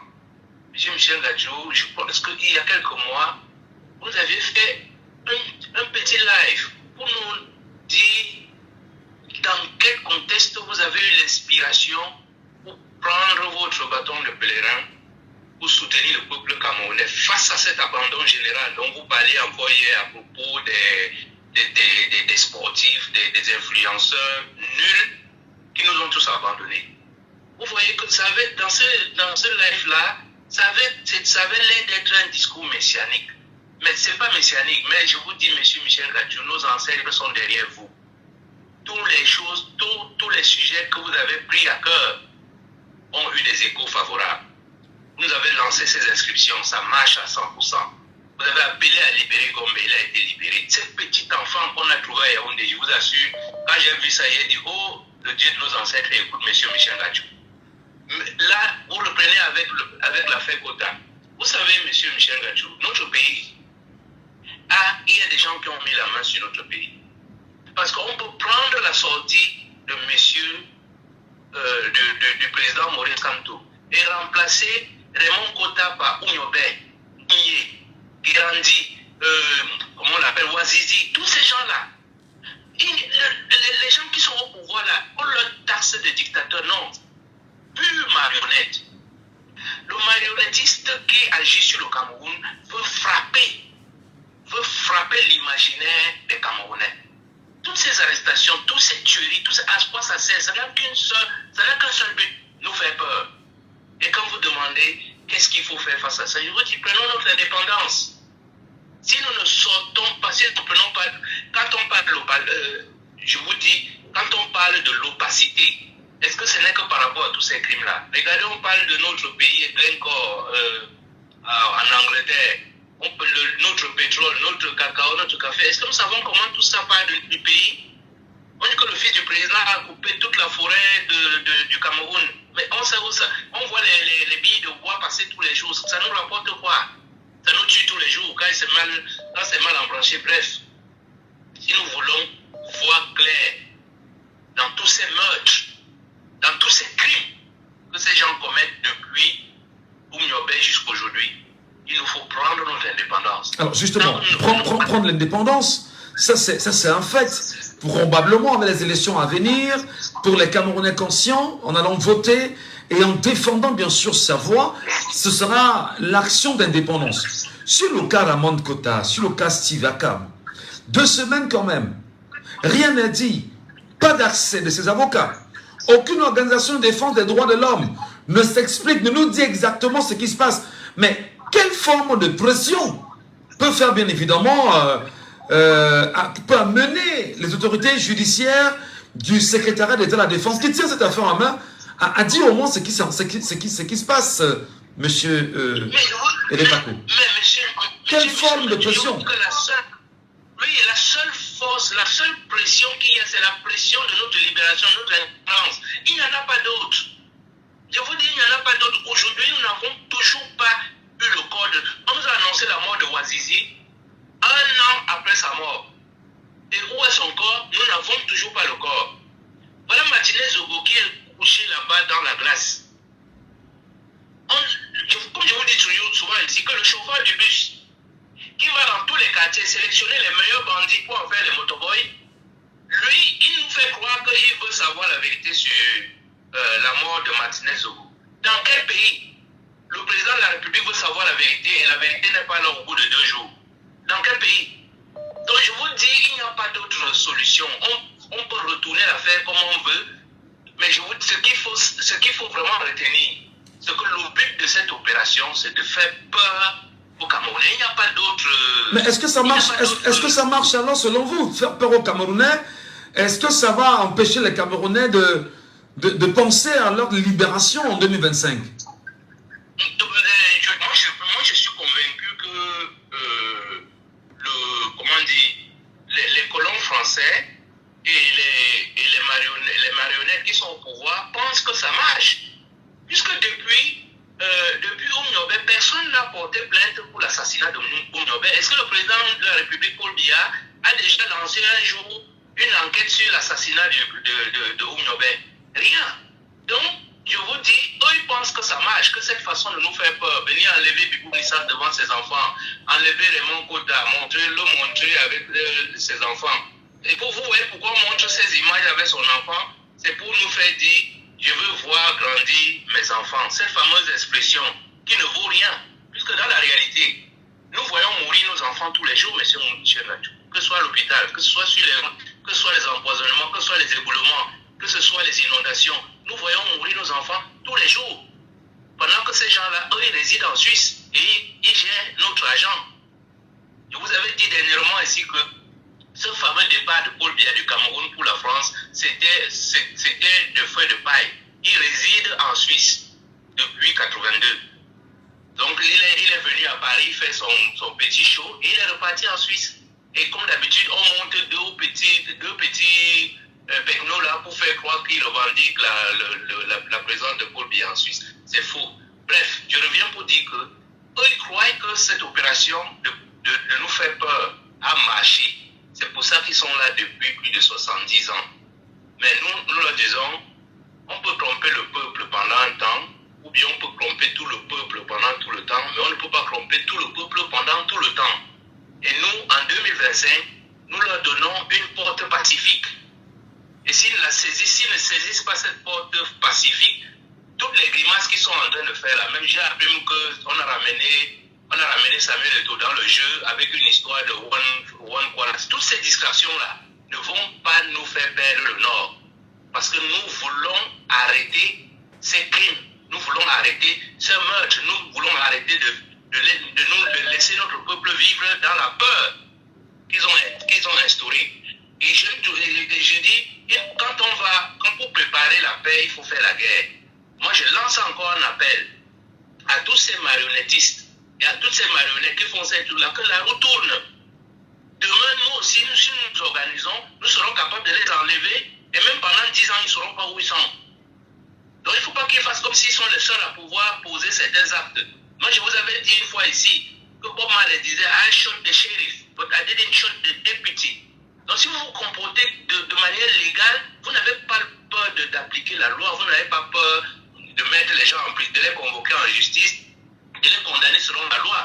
Mais si vous venez comme des bandits, enlever les gens la nuit, les torturer, faire tout ça, mais vous êtes un shérif, vous êtes un bandit. Et la même chose va vous arriver. Très bien. Bon, moi, je m'arrête là pour leur dire ça, que s'il vous plaît, saisissez cette porte pacifique que les Camerounais ont attendue. Oui, mais attendez. 70 ans. Mais en attendant de saisir, il faut bien qu'on nous dise où est passé Steve Akam. Merci beaucoup. Merci. Nos ancêtres vont vous écouter, M. Michel Gatou. Ils l'ont fait pour Gomé, ils l'ont fait pour ces petits enfants. Ils vous écouteront pour Ramon Kota. Je suis convaincu. Merci beaucoup. Bonne journée à vous. Et à très bientôt pour d'autres réactions sur les antennes de Diambo FM. Félix est avec nous ce matin. Félix, bonjour. Allô? Oui, bonjour, Michel. Alors, Félix, le professeur Maurice Kamto dit ceci. Personne n'ayant... Bonjour, Michel. Oui, bonjour. Le professeur Maurice Kamto dit ceci. Personne n'ayant aucune nouvelle de lui jusqu'à présent, il faut craindre que ces bourreaux ne lui aient déjà réservé le sort tragique fait à Martinez de Gopal, la DGRE, ou pour être optimiste, qu'il ait été à ce point amoché par la torture que ces bourreaux le cachent, le temps pour eux de soigner son corps meurtri avant d'envisager le présenter à la justice. Alors, cette déclaration, ça sonne quand même fortement, que l'on puisse accuser, on va dire, des éléments de force de défense et de sécurité qui seraient impliqués dans la torture. Qu'est-ce qu'il faut faire pour qu'on nous présente Steve Akam? Non, vraiment, c'est grave, hein, et ça sent mauvais. Hein, le professeur ne le dit pas pour rien. Hein, il est aussi très informé. Et ça sent très mauvais, franchement. J'ai même eu une publication là sur Facebook. Bon, on ne sait pas encore. Mais soyons debout, soyons éveillés. Et c'est pourquoi hier, pas plus tard que hier, j'étais sur un média. À la fin, j'ai parlé aux journalistes. J'ai dit, il peut venir parler des cochonneries de la FECAFOOT. Oui, parce qu'on veut savoir où est Ramon Kota. Je lui dis que prochainement, quand tu veux m'inviter, ce n'est pas cette thématique-là. Ne m'appelle pas. Parce qu'on ne peut pas comprendre comment est-ce qu'on enlève depuis déjà presque 2 semaines. On n'a aucune nouvelle de lui. Le régime en place ne donne aucune information sur lui. C'est comme ça qu'on a enlevé Martinez Zogo. Les gens sont restés tranquilles. Les gens sont restés tranquilles. Quelque chose après, on est allé retrouver son cadavre à Ibogo. Non, on ne veut pas. Il faut qu'on commence. Moi, je dis qu'il faut commencer déjà à mettre la pression. Parce que j'ai peur. Parce que franchement, parfois on parle des rumeurs et après il s'avérait que ce soit vrai. Parce que c'était arrivé avec le cas de Martinez Zogo. Quelques jours après, il y avait des rumeurs et par la suite on allait découvrir son corps. Et même qu'aujourd'hui, les rumeurs parlent comme ça d'un corps à soi. Moi, je dis franchement, non, que le régime ne peut pas. Je n'ose pas penser que après ce qu'ils ont eu, avec ce qui est arrivé à Martinez Zogo, qu'ils osent faire cela à ces jeunes hommes. Nous sommes debout, nous sommes éveillés, nous sommes prêts, nous sommes vraiment prêts. Et si le pire était arrivé, que direz-vous? Non, si le pire était arrivé, c'est pourquoi j'ai même partagé sur ma page Facebook cette information que j'ai reçue là. Mais je dis, je n'ose pas croire que ce soit vrai. Parce que si c'est arrivé, franchement, c'est que ce doute tous les Camerounais, qu'ils allons être les Ramon Kota. Oui, c'est que franchement, d'ailleurs, aujourd'hui, les gens prennent déjà du courage. Oui, les gens prennent déjà assez de courage. Oui, aujourd'hui, tout à l'heure, là, nous sommes à chaîne nouvelle pour est-ce que les Camerounais sont à la liste électorale. Mais c'est ça qui est dans tous les esprits. Que non, ce jeune homme-là, si il tente cette fois-ci, non. Mais est-ce qu'il n'y a pas un risque de soulèvement? Je n'appelle pas, mais je m'interroge. Mais est-ce qu'il n'y a pas un risque de soulèvement si jamais une information comme celle-là, qui pourrait annoncer son décès, soit de façon à choquer la conscience nationale, parce que tout le monde a les yeux rivés vers le CED, Et le CED choisit de se taire. Pourtant, nous avons quand même le colonel Atonfa qui s'occupe très souvent de la communication des forces de défense et de sécurité du Cameroun. Pourquoi être aussi muet devant une telle situation? Oui, mais quelque chose de sans mauvais là-bas. Quelque chose de sans mauvais. Je vous dis au CED là. Moi, je dis, ce jeune homme-là, qu'on a amené là-bas, bon, je voyais déjà qu'il commençait à dire les deux pieds qui étaient. Moi, je dis, je suis un non-voyant. Je dis, j'étais torturé, j'ai encore les cicatrices. Dans j'ai passé 2 semaines là-bas. J'ai dit, il a fallu quelqu'un qui avait déjà passé 2 ans là-bas, qui était un expert dans ces affaires-là, qui était un peu de dévisser les menottes pour que le sang puisse circuler. Ces gens-là, un non-voyant, j'ai dit, ces sont des criminels, mon frère. Ils n'ont pas, c'est-à-dire quoi? S'il n'y avait pas la pression, les ambassadeurs, je ne sais pas si tu étais à Yaoundé, à cette époque, en 2002, Chipro avait mis dans son émission à Asia. La République s'est arrêtée. La République s'est arrêtée pour suivre le coup franc parce qu'ils parlaient toujours de ça. Jusqu'à ce qu'ils m'ont sorti de là à Munich pour m'amener au parquet et m'envoyer à Konegi. Je vous dis, non, c'est pourquoi moi, je les avais dit que même devant le tribunal, je leur ai dit que la lutte continue. Moi, je n'ai pas peur de ça. Et c'est même pas après, ils parlent de rébellion, ils ont trouvé des services. Après, ils me donnent une condamnation de 1000 francs d'amende à souci pendant 3 ans. Moi, les bêtises, 1000 francs d'amende avec lui pendant 3 ans. Quelqu'un qui a fait la rébellion, et puis ça, il me libère. Voilà, j'ai dit que ce sont des criminels. Donc, en tout cas, nous sommes debout, nous sommes éveillés, nous sommes attentifs à cela, nous sommes prêts. Je les avais dit que ce pays, un jour, va être libéré. Vraiment, je dis merci. Voilà, merci. Merci. Je suis prêt pour le combat. Merci beaucoup. Merci, Félix. Bonne journée à vous. Mesdames et messieurs, prenez la parole et exprimez-vous sur la question. Auditeur en ligne, allô, bonjour. Allô? Allô? Oui, bonjour. Yes, good morning, Mr. Oui, good morning. Mr. Ngaju. You're welcome, my dear Kevin. Hello? We listen you. Yeah, good morning. I'm listening you at the number coin, Bonanjo. Okay, you're welcome this morning. We talk about Steve Akam. What do you say about this topic? How can you explain that now? Yes. Nobody can have the news or information about situation of Steve Akam. No, we are living in a kind of repressive, barbaric system at this moment. Those are my analysis I can say, because since it is said that Cameroon, there is freedom of speech in Cameroon, I think there is not that freedom of speech, because we cannot go, Cameroonians are not really free in expressing themselves, Mr. Ngashu. And I want to also praise the outings of, I'm not a party candidate of Mr. Kamto, I'm not MSC, I do not have any party, but I always follow his outings and writings at his outings in social media and all the like, and he's courageous enough. He's the opposition we can count on now for the moment. To that, there is no other opposition leader. So they cannot say activists are free to express themselves and to be outspoken of what is not going on, what is not good, the situation at the present situation in the country is undergoing, Mr. Ngaju. Like recently, we are now talking of the resignation of the contract of Wandersport. Those are crooked way of eating our money. We pay import tax. Our tax is good for nothing. We did not know where the search of Wandersport was even. We did not know who was the author. We did not know in any country. Please, Kevin.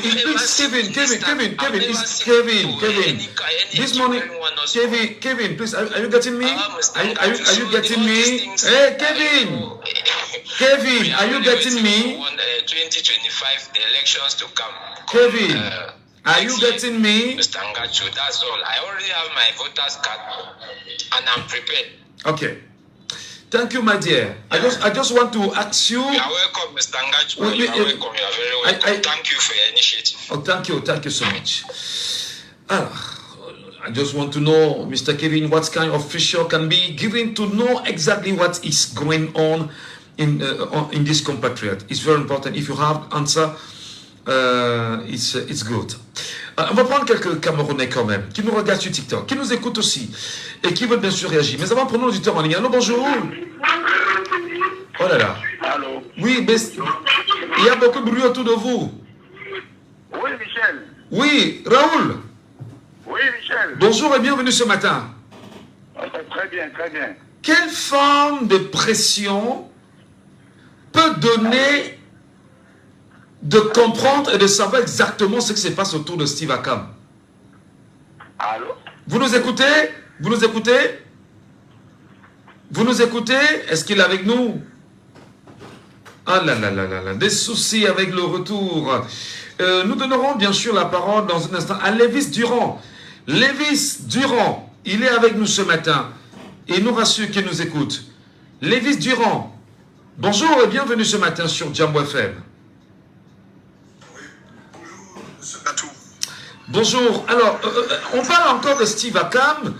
Comment vous comprenez que jusqu'ici, le peuple camerounais est muet, est calme, les leaders d'opinion ne parlent pas, peut-être aujourd'hui le professeur Maurice Kamto est sorti, on attend le reste des Camerounais au moins à s'interroger, qu'est-ce qui peut justifier l'éloignement de tout un peuple face aux problèmes d'un des nôtres qui connaît quand même de graves violations aujourd'hui en matière de ses droits et ses libertés. Ah oui, c'est justement, c'est ça l'étonnement du Camerounais. Ce pays-là m'a déjà dépassé. C'est-à-dire, les gens prennent sur eux de vous enlever, de vous abattre comme des moutons. Vous n'avez pas de filles, vous n'avez pas de famille. Ils font de vous comme des bœufs. Et vous êtes assis là, vous les observez, vous les regardez. Vous dites que vous respectez les institutions. Entre-temps, ce n'est plus les institutions qui fonctionnent.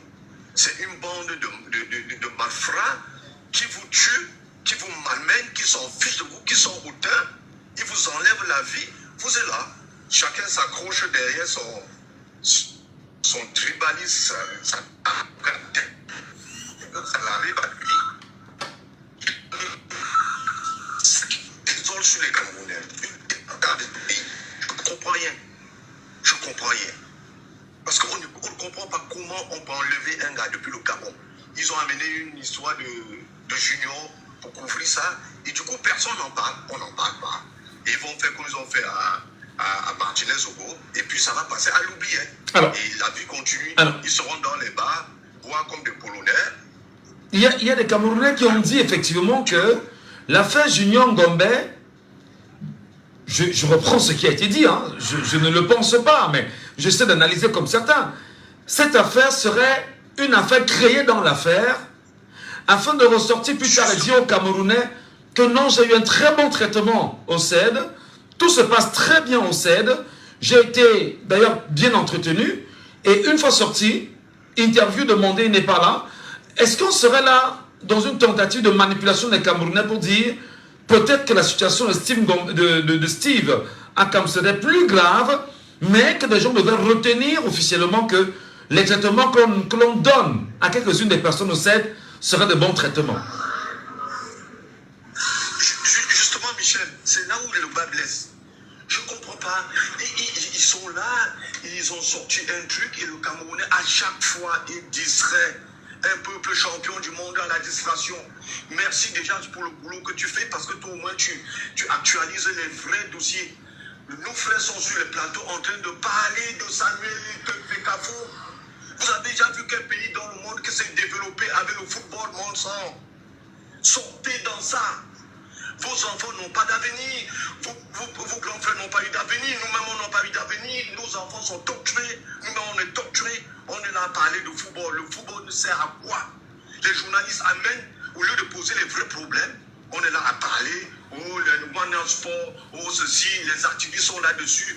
Alors un jeune Camerounais qui dénonce, qui a demandé juste l'eau, jusque le courant pour nous tous.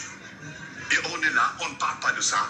On est là, on est parlé de Junior, vient embrouiller et on sort. Il est calme là. Après, on va passer à autre chose. On sera dans les bars, comme d'habitude, on va boire, venir parler de football. Mais qu'est-ce qu'on peut faire? Qu'est-ce qu'il y a lieu de faire afin que l'on sache exactement si Steve Akam est encore en vie, là présentement, parce que ça huge quand même, ça fait 2 semaines, personne ne sait ce qui advient, ses enfants, sa femme, ses avocats, 30 millions de Camerounais, on ne sait pas, qu'est-ce qu'on fait concrètement? Oui, Michel, déjà médiatisé à outrance, ça doit être les sujets sur les plateaux de télévision partout. Il faut médiatiser les activistes, il faut en parler matin, midi, soir, il faut en parler, alerter. Déjà à la diaspora ici, les gars sont allés devant l'ambassade du Cameroun, partout pour manifester, pour faire connaître l'histoire. Donc il faut mettre ça à l'actualité tout le temps, il faut en parler, ne pas laisser couler, il faut en parler, sinon ils vont continuer. C'est une bande de malfrats, ils sont décidés de détruire les Camerounais. Et les Camerounais sont indifférents. Moi, je ne comprends pas ce peuple. Je suis dépassé.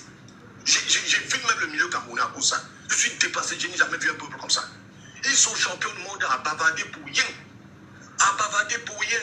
Voilà, on enlève un jeune. Ça pourrait être toi, ça pourrait être moi, ça pourrait être n'importe qui.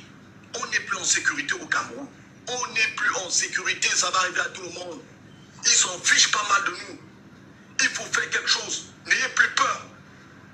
Il ne peut pas nous dépasser.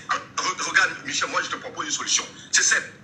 Le Cameroun, toute l'armée, là, leur connerie qu'ils appellent l'armée, police, gendarmerie, machin, ils n'atteignent même pas 400 000 armes. Non. Si nous tous... Non, ils sont 100 000. 100 000. Si nous tous, on se lève dans tous les villes du Cameroun, ils ne pourront pas faire 2 heures. Non, j'ai dit ceci. Je n'accompagne pas votre, je n'accompagne pas votre ambition de soulèvement, parce que je suis à la radio et puis il y a une loi qui encadre le métier au niveau de la radio, mais j'ai également un devoir d'information. J'ai également, oui, mais j'ai également un devoir d'information, parce que je vais compléter votre information qui est un peu erronée. Forces de défense et de sécurité du Cameroun sont 74 000, policiers et assimilés sont 25 000. Donc, quand on fait un arrondi, sont 100 000. C'était juste pour vous informer au mieux. Voilà. Bon, voilà. Je ne comprends pas comment un groupuscule à peine 1000 personnes peut tenir tout un peuple en haleine. C'est pas possible. On tue les gens tous les jours. Et ça ne gêne personne. Si je ne comprends pas ce peuple, je suis dépassé. On les tue tous les jours. On nous tue tous les jours. Nos enfants, devant nous, un policier va abattre ton fils parce qu'il a refusé de donner 500, on va mettre ce babi policier, on va l'affecter. C'est fini. On abat les gens au Cameroun comme des bétails. Et les Camerounais sont là à bavarder sur les plateaux de télévision tous les jours. À distraire les gens avec l'histoire de Fekafou. Ça leur arrive au Cameroun, c'est pour jouer à ce jeu-là, la distraction, la zombification des masses. Le football nous sert à quoi? On n'a pas de vie. Comment on peut aller au stade? On n'a pas de vie. Nos enfants font les études, ne travaillent pas. Il n'y a rien. On n'a pas l'eau, on n'a pas la lumière, on n'a rien. Et on est là, quand un jeune dit « je veux l'eau », on attend, on le tue devant vous, vous ne dites rien. Il n'a pas l'âme. N'a que sa bouche, il a dit qu'il faut l'eau au Cameroun. Il faut la lumière au Cameroun. Si on arrive à ne même plus en parler, c'est catastrophique. On est où là? On est où? De quel peuple on est où? Je ne comprends pas, je suis dépassé. Très bien. Voilà. J'évite même les milieux des Camerounais parce que quand je vois un Camerounais, j'ai mal à la tête. Voilà, c'est votre point de vue. Michel, au moins toi, tu en parles. Bah, je suis à la radio, c'est normal. Merci. Merci beaucoup, Lévis Durand. Vraiment, on va donner la parole à quelqu'un d'autre. Je vous en prie. Ici au Cameroun, allô, bonjour. Oui, allô. Oui, bonjour. Bienvenue ce matin. Très bien, Michel. Bienvenue. Nous vous appelons comment?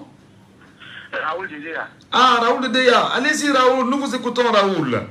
Oui, je voulais d'abord dire merci à mon petit Julien Gombe pour son chemin. Je lui ai un coup de respect. Et enfin, vraiment de Dieu, nous voulons la libération de Steve Akam. Je vous dis, Michel, cette histoire risque toujours vinaigre. pas par moi, mais par tous les cas, à cause par le sentiment de tous les Camerounais. Nous voulons qu'on nous fasse signe de vie de Steve Akam. Nous demandons à ceux qui parlent, ceux qui nous menacent, ceux qui nous traitent de serpents et qui va nous écraser là. Il fait tout pour nous donner le signe de vie de Steve Akam. Parce que nous en avons marre.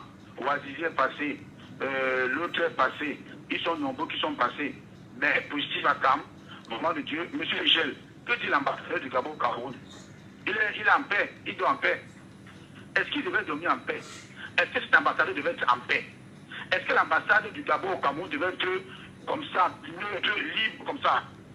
Mais quand j'ai dit à une maman, j'ai dit de mon quartier, que regardez ce que votre parti faut, je ne sais maman a pleuré. Monsieur Michel, nos mamans supportent un parti sans connaître l'esprit sanguinaire de ce parti. Ils ne savent même pas que ce parti tue leur propre fils. Je voudrais dire à mon ami Donald, qu'est-ce qu'il a dit pour l'arrestation de Steve Akam depuis qu'on parle? Mais ça leur fait du bien. Vous voyez un parti qui est venu terroriser les Camerounais, Michel. Vous voyez un parti politique qui est venu réduire les Camerounais à néant. D'autres regardent. Et on va les gens à ce parti jusqu'à tourner les fesses. Jusqu'à dire que, non, Michel, nous en avons marre. Nous en avons marre. Nous allons dire à ces gens de partis de nos quartiers, qui sont dans nos quartiers, qu'ils sont que tous des sanguinaires. Et ils vont tous se rendre compte. Donc, tous ces gens se vont rendre compte que ceux qui passent au débat télévisé autres là, le moment venu vont rendre compte. Parce que le moment venu, nous connaissons qui est qui. Monsieur Michel, faisons très attention. Chacun n'est plus libre au Cameroun. Et chacun de plus en plus au Cameroun, chacun de plus en plus au Cameroun. C'est nous qui avons laissé.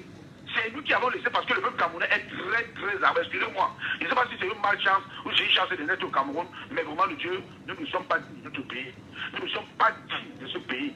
Vous voyez un jeune comme Steve Akam qui a été menacé, ou encore au Cameroun chez lui. Personne ne dit mot. L'ambassadeur du Gabon est là, il dort en paix. Non, Michel, trop c'est trop. Je vous dis, trop c'est trop. Trop c'est trop. Vraiment, je dis à tous les gens du NDP, c'est là. Nous avons été comme vous, dans le parti comme vous. Nous avons supporté, mais ne tuez plus nos enfants. Parce que maintenant, c'est vous qui allez rendre compte. Vous qui êtes le quartier. C'est vous qui tuez nos enfants. Bonne émission, M. Michel. Merci infiniment, cher frère. Yannick Saker est avec nous ce matin. Yannick Saker, vous êtes avec nous. Vous avez bien sûr votre point de vue sur cette question. Yannick Saker, allô, bonjour. Il n'est pas avec nous. Auditeur, on y est, allô, bonjour. Allô? Allô, bonjour. Oui, bonjour, monsieur Michel. Bienvenue, cher monsieur, nous vous appelons comment? Oui, c'est Calvin de Plus Village. Qu'est-ce qu'on peut faire, Calvin, pour savoir ce qui se passe aux côtés de Steve Akam? Comment, malgré toutes les pressions que l'on fait, le secrétariat d'État de la Défense chargé de la gendarmerie est muet et ne dit mot? Qu'est-ce qui se passe? Oui, monsieur Michel, moi j'ai un problème avec les Camerounais. J'ai un problème avec les Camerounais. Moi je comprends toujours les Camerounais crier à la radio, crier à la télé, crier par-ci, crier par-là. Quand on dit un peuple veut revendiquer, on ne s'assoit pas dans le pouvoir pour crier. Gardez l'écoute, madame, gardez l'écoute, on vous reprend. Nous chantons. Quand on dit un peuple veut revendiquer, nous voyons un peu dans les chaînes de télévision européennes, comment un peu, regardez comme en Iran, comment on a tué seulement une personne. On a vu le peuple se lever, crier. Hein? Aujourd'hui, on se cache toujours derrière, on attend 2025, Nous croyons qu'en 2025, on va aller trouver les arbres en route. Nous n'allons pas trouver les arbres en route.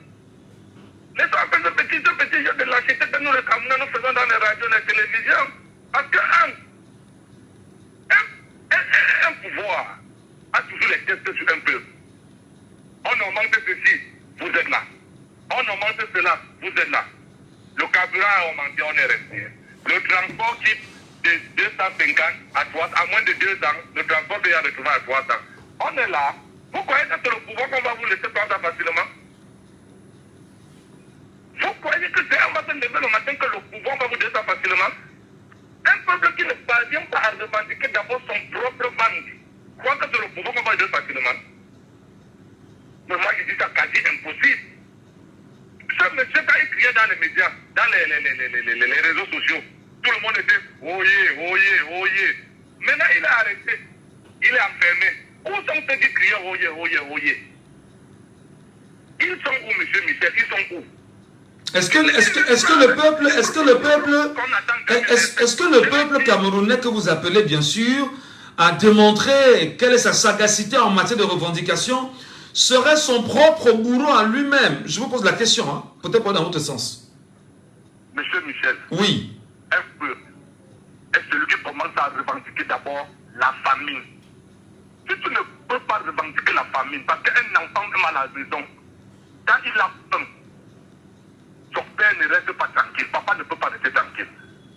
Mais ne te lève pas matin, tu veux que je veux devenir chef de famille chez moi, même quand mon père n'est pas encore moi, je vais succéder tous ces trucs, parce que tu ne parviens pas à revendiquer la famille devant ton père, tu veux prendre son pouvoir. Hein? Tous les jours en plein, on n'a pas d'eau, on n'a pas ceci, on n'a pas cela. On est déjà sorti quand? On est déjà sorti quand pour revendiquer ne serait-ce que l'eau et la famine là? Pourquoi est-ce que c'est le pouvoir qu'on va donner ça facilement? Très bien. On dit toujours on attend 2025, oui, attendons 2025. Mais pas tant que vous préparez votre carte en 2027, et de l'autre côté, on prépare sur la carte de 2025. Vous regardez la situation, on a fait le transport à moins de 2 ans. On est à combien? Le carburant, le peuple n'a pas de revendiqué. Mais vous croyez que c'est le pouvoir là qui est facile? Monsieur Michel, le pouvoir n'est pas facile. Ça, monsieur, je vous répète encore. Dans les réseaux sociaux, il était le champion. Tout le monde sautait. Où sont ceux qui sautaient quand il faisait cette déclaration? Ils sont où?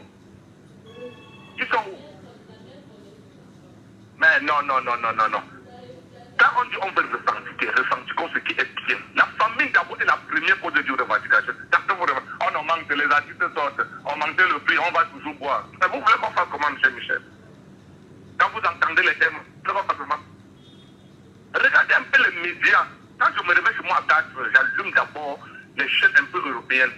Je vois ce qu'on appelle revendication. Ce qu'on appelle revendication. La famille, on revendique.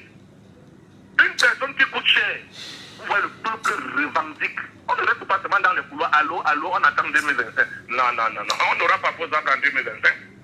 Voilà, merci. On n'aura pas fait aux arbres en 2025, M. Michel. Merci beaucoup, mon grand. Merci. Très bon. On arrête de faire ça. On revendique ce qui est de toi. Voilà. Le message, bien sûr, est passé. Merci beaucoup, cher monsieur. Il y a une dame qui nous attend depuis un petit moment sur WhatsApp. Madame, bonjour. Bienvenue, madame Ouate Edwige Ndjike. Voilà. Bonjour, monsieur Badjo. Le précédent auditeur vient de dire des choses quand même qui me touchent particulièrement. À un moment donné, je me dis, d'accord, nous qui sommes des journalistes et qui avons pris fait et cause dans l'engagement qui est le nôtre, de dire des choses telles que nous les voyons, telles que nous les connaissons. Nous voyons des gens qui nous acclament chaque jour en nous disant continue. Est-ce qu'il n'a pas raison de dire que si jamais demain, vous-même Michel Gadjou, pour votre engagement, si jamais vous êtes happé et incarcéré, le même peuple va vous abandonner? N'a-t-il pas raison, madame? Il a vraiment raison, monsieur Michel Gadjou. Pourquoi? Je n'ai pas trop à dire. Je prends juste une simple analyse. Le cas de Junior, il a fait quelques jours au CED, il est ressorti, il dit qu'on va bien au CED, on traite bien les gens. Mais il dit ça avec un cœur meurtri. Pourquoi? Parce qu'il sait ce qu'il a vu par rapport à la situation de Raymond Koda. Il est la seule personne à nous dire la vérité, à dire ce qu'il a vu là-bas. Parce qu'avec tout son engagement qu'il a eu avant qu'on l'a amené au CED, donc ce qu'il a vu au CED sur le cas de Raymond Koda, puisqu'on l'a amené là-bas pour montrer le sort qu'on donne à Raymond Koda et puis faire comprendre que quand tu sors là, tu essaies encore, c'est la même manière qu'on va te traiter et ça serait trop tard. Donc, le petit a un cœur meurtri. Moi, je trouve qu'il est la seule personne à nous dire réellement le cas de Raymond Koda. Mais comme on l'a déjà influencé, on l'a corrompu, on lui a trouvé par acte, c'est comme ça qu'il va subir et que là où il est là, il n'a pas le droit à vivre, il peut aussi vivre. Il s'est fait aider ses parents et quoi que ce soit. Donc, il est la seule personne mieux positionnée à déterminer ce qui se passe au sein alors, on a eu un Ramon Kota, un Steve Akam, qui a demandé pardon, et les Camerounais disent que c'est sous le coup de la pression qu'il a demandé pardon, et même ses proches disent que le connaissant, il ne pouvait jamais le faire. D'accord, il a demandé pardon. Pourquoi ne pas ouvrir un procès équitable afin de le juger convenablement et que ce soit connu de tout le monde, peut-être parce qu'il aurait outragé le chef de l'État? Pourquoi le cacher? Pourquoi ne pas donner un signe de vie du compatriote camerounais extradé du Gabon vers le Cameroun? Parce qu'il savait qu'il n'est plus en vie. À moi, à ma manière de voir les choses, il n'est plus récupérable. C'est pour cette raison qu'il ne peut plus engager une situation par rapport à ça, un procès par rapport à ça. Puisque nous, la diaspora, le peuple, quand parce qu'on parle de ça, nous, on en a marre. Même à l'ambassade, l'autre jour, de l'Allemagne, j'étais là-bas, je les ai tentés secs. Puisqu'ils ont voulu m'intimider, soit dans que ce que tu as envie de faire, ton nom est déjà inscrit sur la liste rouge au Cameroun par rapport à la case. Je m'en fous. C'est parce que vous n'êtes pas vrai que vous faites ça. Vous êtes méchant. Arrêtez de faire ça. Et il me dit, monsieur l'ambassadeur là, monsieur l'ambassadeur là, une ambassade que tu arrives avant qu'on ouvre, il faut au moins 30 minutes. Je lui ai posé la question que ici, ça représente le Cameroun ou pas? Il me dit, mais ça représente le Cameroun. Par exemple, on a fait me poursuivre là-dedans pour venir me faire sauver, pour que vous puissiez me sauver. Pourquoi vous n'allez pas ouvrir la porte? On ne voit pas la porte parce qu'on ne connaît pas ce que tu as fait là-bas. Dis que donc, vous allez me laisser mourir que de me sauver. Donc, ça te regarde et tout. Donc, j'ai compris que tout le système du Cameroun, que ce soit les ambassadeurs, que ce soit dans tout le gouvernement du Cameroun, ou dans le monde entier, sont à bannir. Pour moi, sont à bannir. Tout est refait. Donc, si va à il est là, j'ai la conviction que ce monsieur n'est plus actif. Dans la vie, c'est pour ces raisons qu'ils sont en train de trouver ce qu'il faut. Donc, il faut seulement trouver des solutions à ça et sortir dans ça. Voilà. Merci beaucoup, madame. Merci pour votre réaction. Stéphane Gervais, est-ce qu'il est là finalement ce matin, Stéphane Gervais? Stéphane Gervais, vous êtes là? Stéphane Gervais, non, d'accord, il n'est pas avec nous. Il est avec nous. Polidori, 38. Vous êtes là? Ils ne sont pas là. Oui, monsieur, bonjour. Allô? Bonjour. Bonjour. Nous vous écoutons, cher monsieur. Allô, bonjour, vous m'écoutez? Parfaitement. Ah, ok. Alors, à Festivacam, c'est très compliqué. À Festivacam, qu'on ne présente pas aux Camerounais, dont même les conseils, même les avocats n'ont pas accès, qu'est-ce qu'on en dit? Qu'est-ce qu'on fait? Qu'est-ce qu'on se dit entre Camerounais? Oh, vous savez, le Cameroun, comme moi j'ai toujours l'habitude de le dire, on va nous parler de justice équitable, on va nous parler de droit. Pourtant, nous savons tous que le droit ne frappe que certaines personnes et la justice est à sa manière jugée en faveur de ceux qu'on veut et à leur manière. Donc, nous n'avons rien à dire si on attend la justice. Nous avons un peuple camerounais vraiment lâche. Vous allez m'excuser de le dire ainsi. Nous avons en face de nous un peuple lâche, un peuple qui passe son temps à pleurnicher, qui ne veut pas oser. Mais je vais juste profiter de cette occasion pour faire appel à la jeunesse, pour vous dire la force d'un changement. Si on espère vraiment un changement dans ce pays, c'est la force de la jeunesse. Je lance un appel vraiment. Moi, je vous parle depuis le Cameroun, de ce pays. Mettez la peur de quitter mes frères, mettez toute cette peur-là de côté. Lancez-vous dans l'enjeu politique de tous bords. Soyez déterminés. Soyez déterminés. Ceux qui disent que 2025 ne va rien changer, c'est vrai, 2025 ne va rien changer. Je vais vous rappeler une chose, une anecdote qui va vous dire quelque chose. En 2011, dans les élections présidentielles, j'ai eu ma première carte nationale d'identité gratuitement. Gratuitement. J'ai toujours dit ceci. Pourquoi les Camerounais ne se posent pas la question de savoir pourquoi en 2025, le prix de la carte d'identité, au lieu de les faire gratuitement, en 2024, au lieu de les faire gratuitement, on a poussé le prix, on a quadruplé le prix. Mais jusque-là, personne ne parle. C'est un enjeu politique.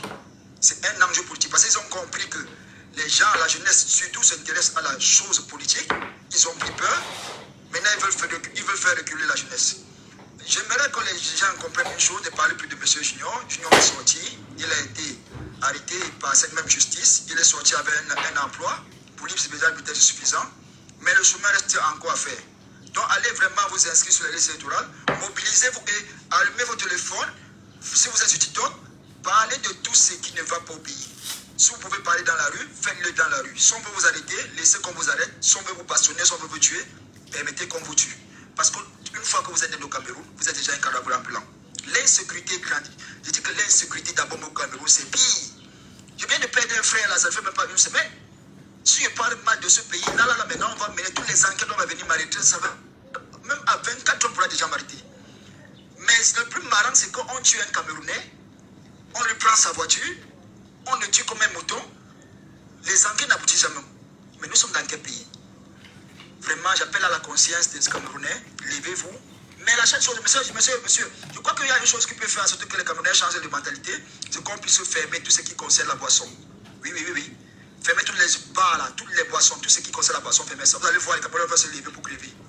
Donc c'est tout ce que je voulais vous dire pour le moment. Merci beaucoup. Je voudrais simplement vous rappeler que en 2020, avec le Covid-19, lorsque les bars étaient fermés, beaucoup ont commencé à se poser des questions. Et à l'issue de quelques jours seulement, les bars ont été réouverts. Et bien là, on a vu le comportement des Camerounais qui jubilaient et qui dansaient. On a commencé le déconfinement par les bars. Voilà. Un pays dont l'économie est basée sur la boisson.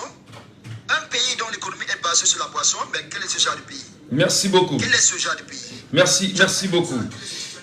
Merci. Allez. Voilà déjà la rentrée, monsieur. Monsieur, je vais finir.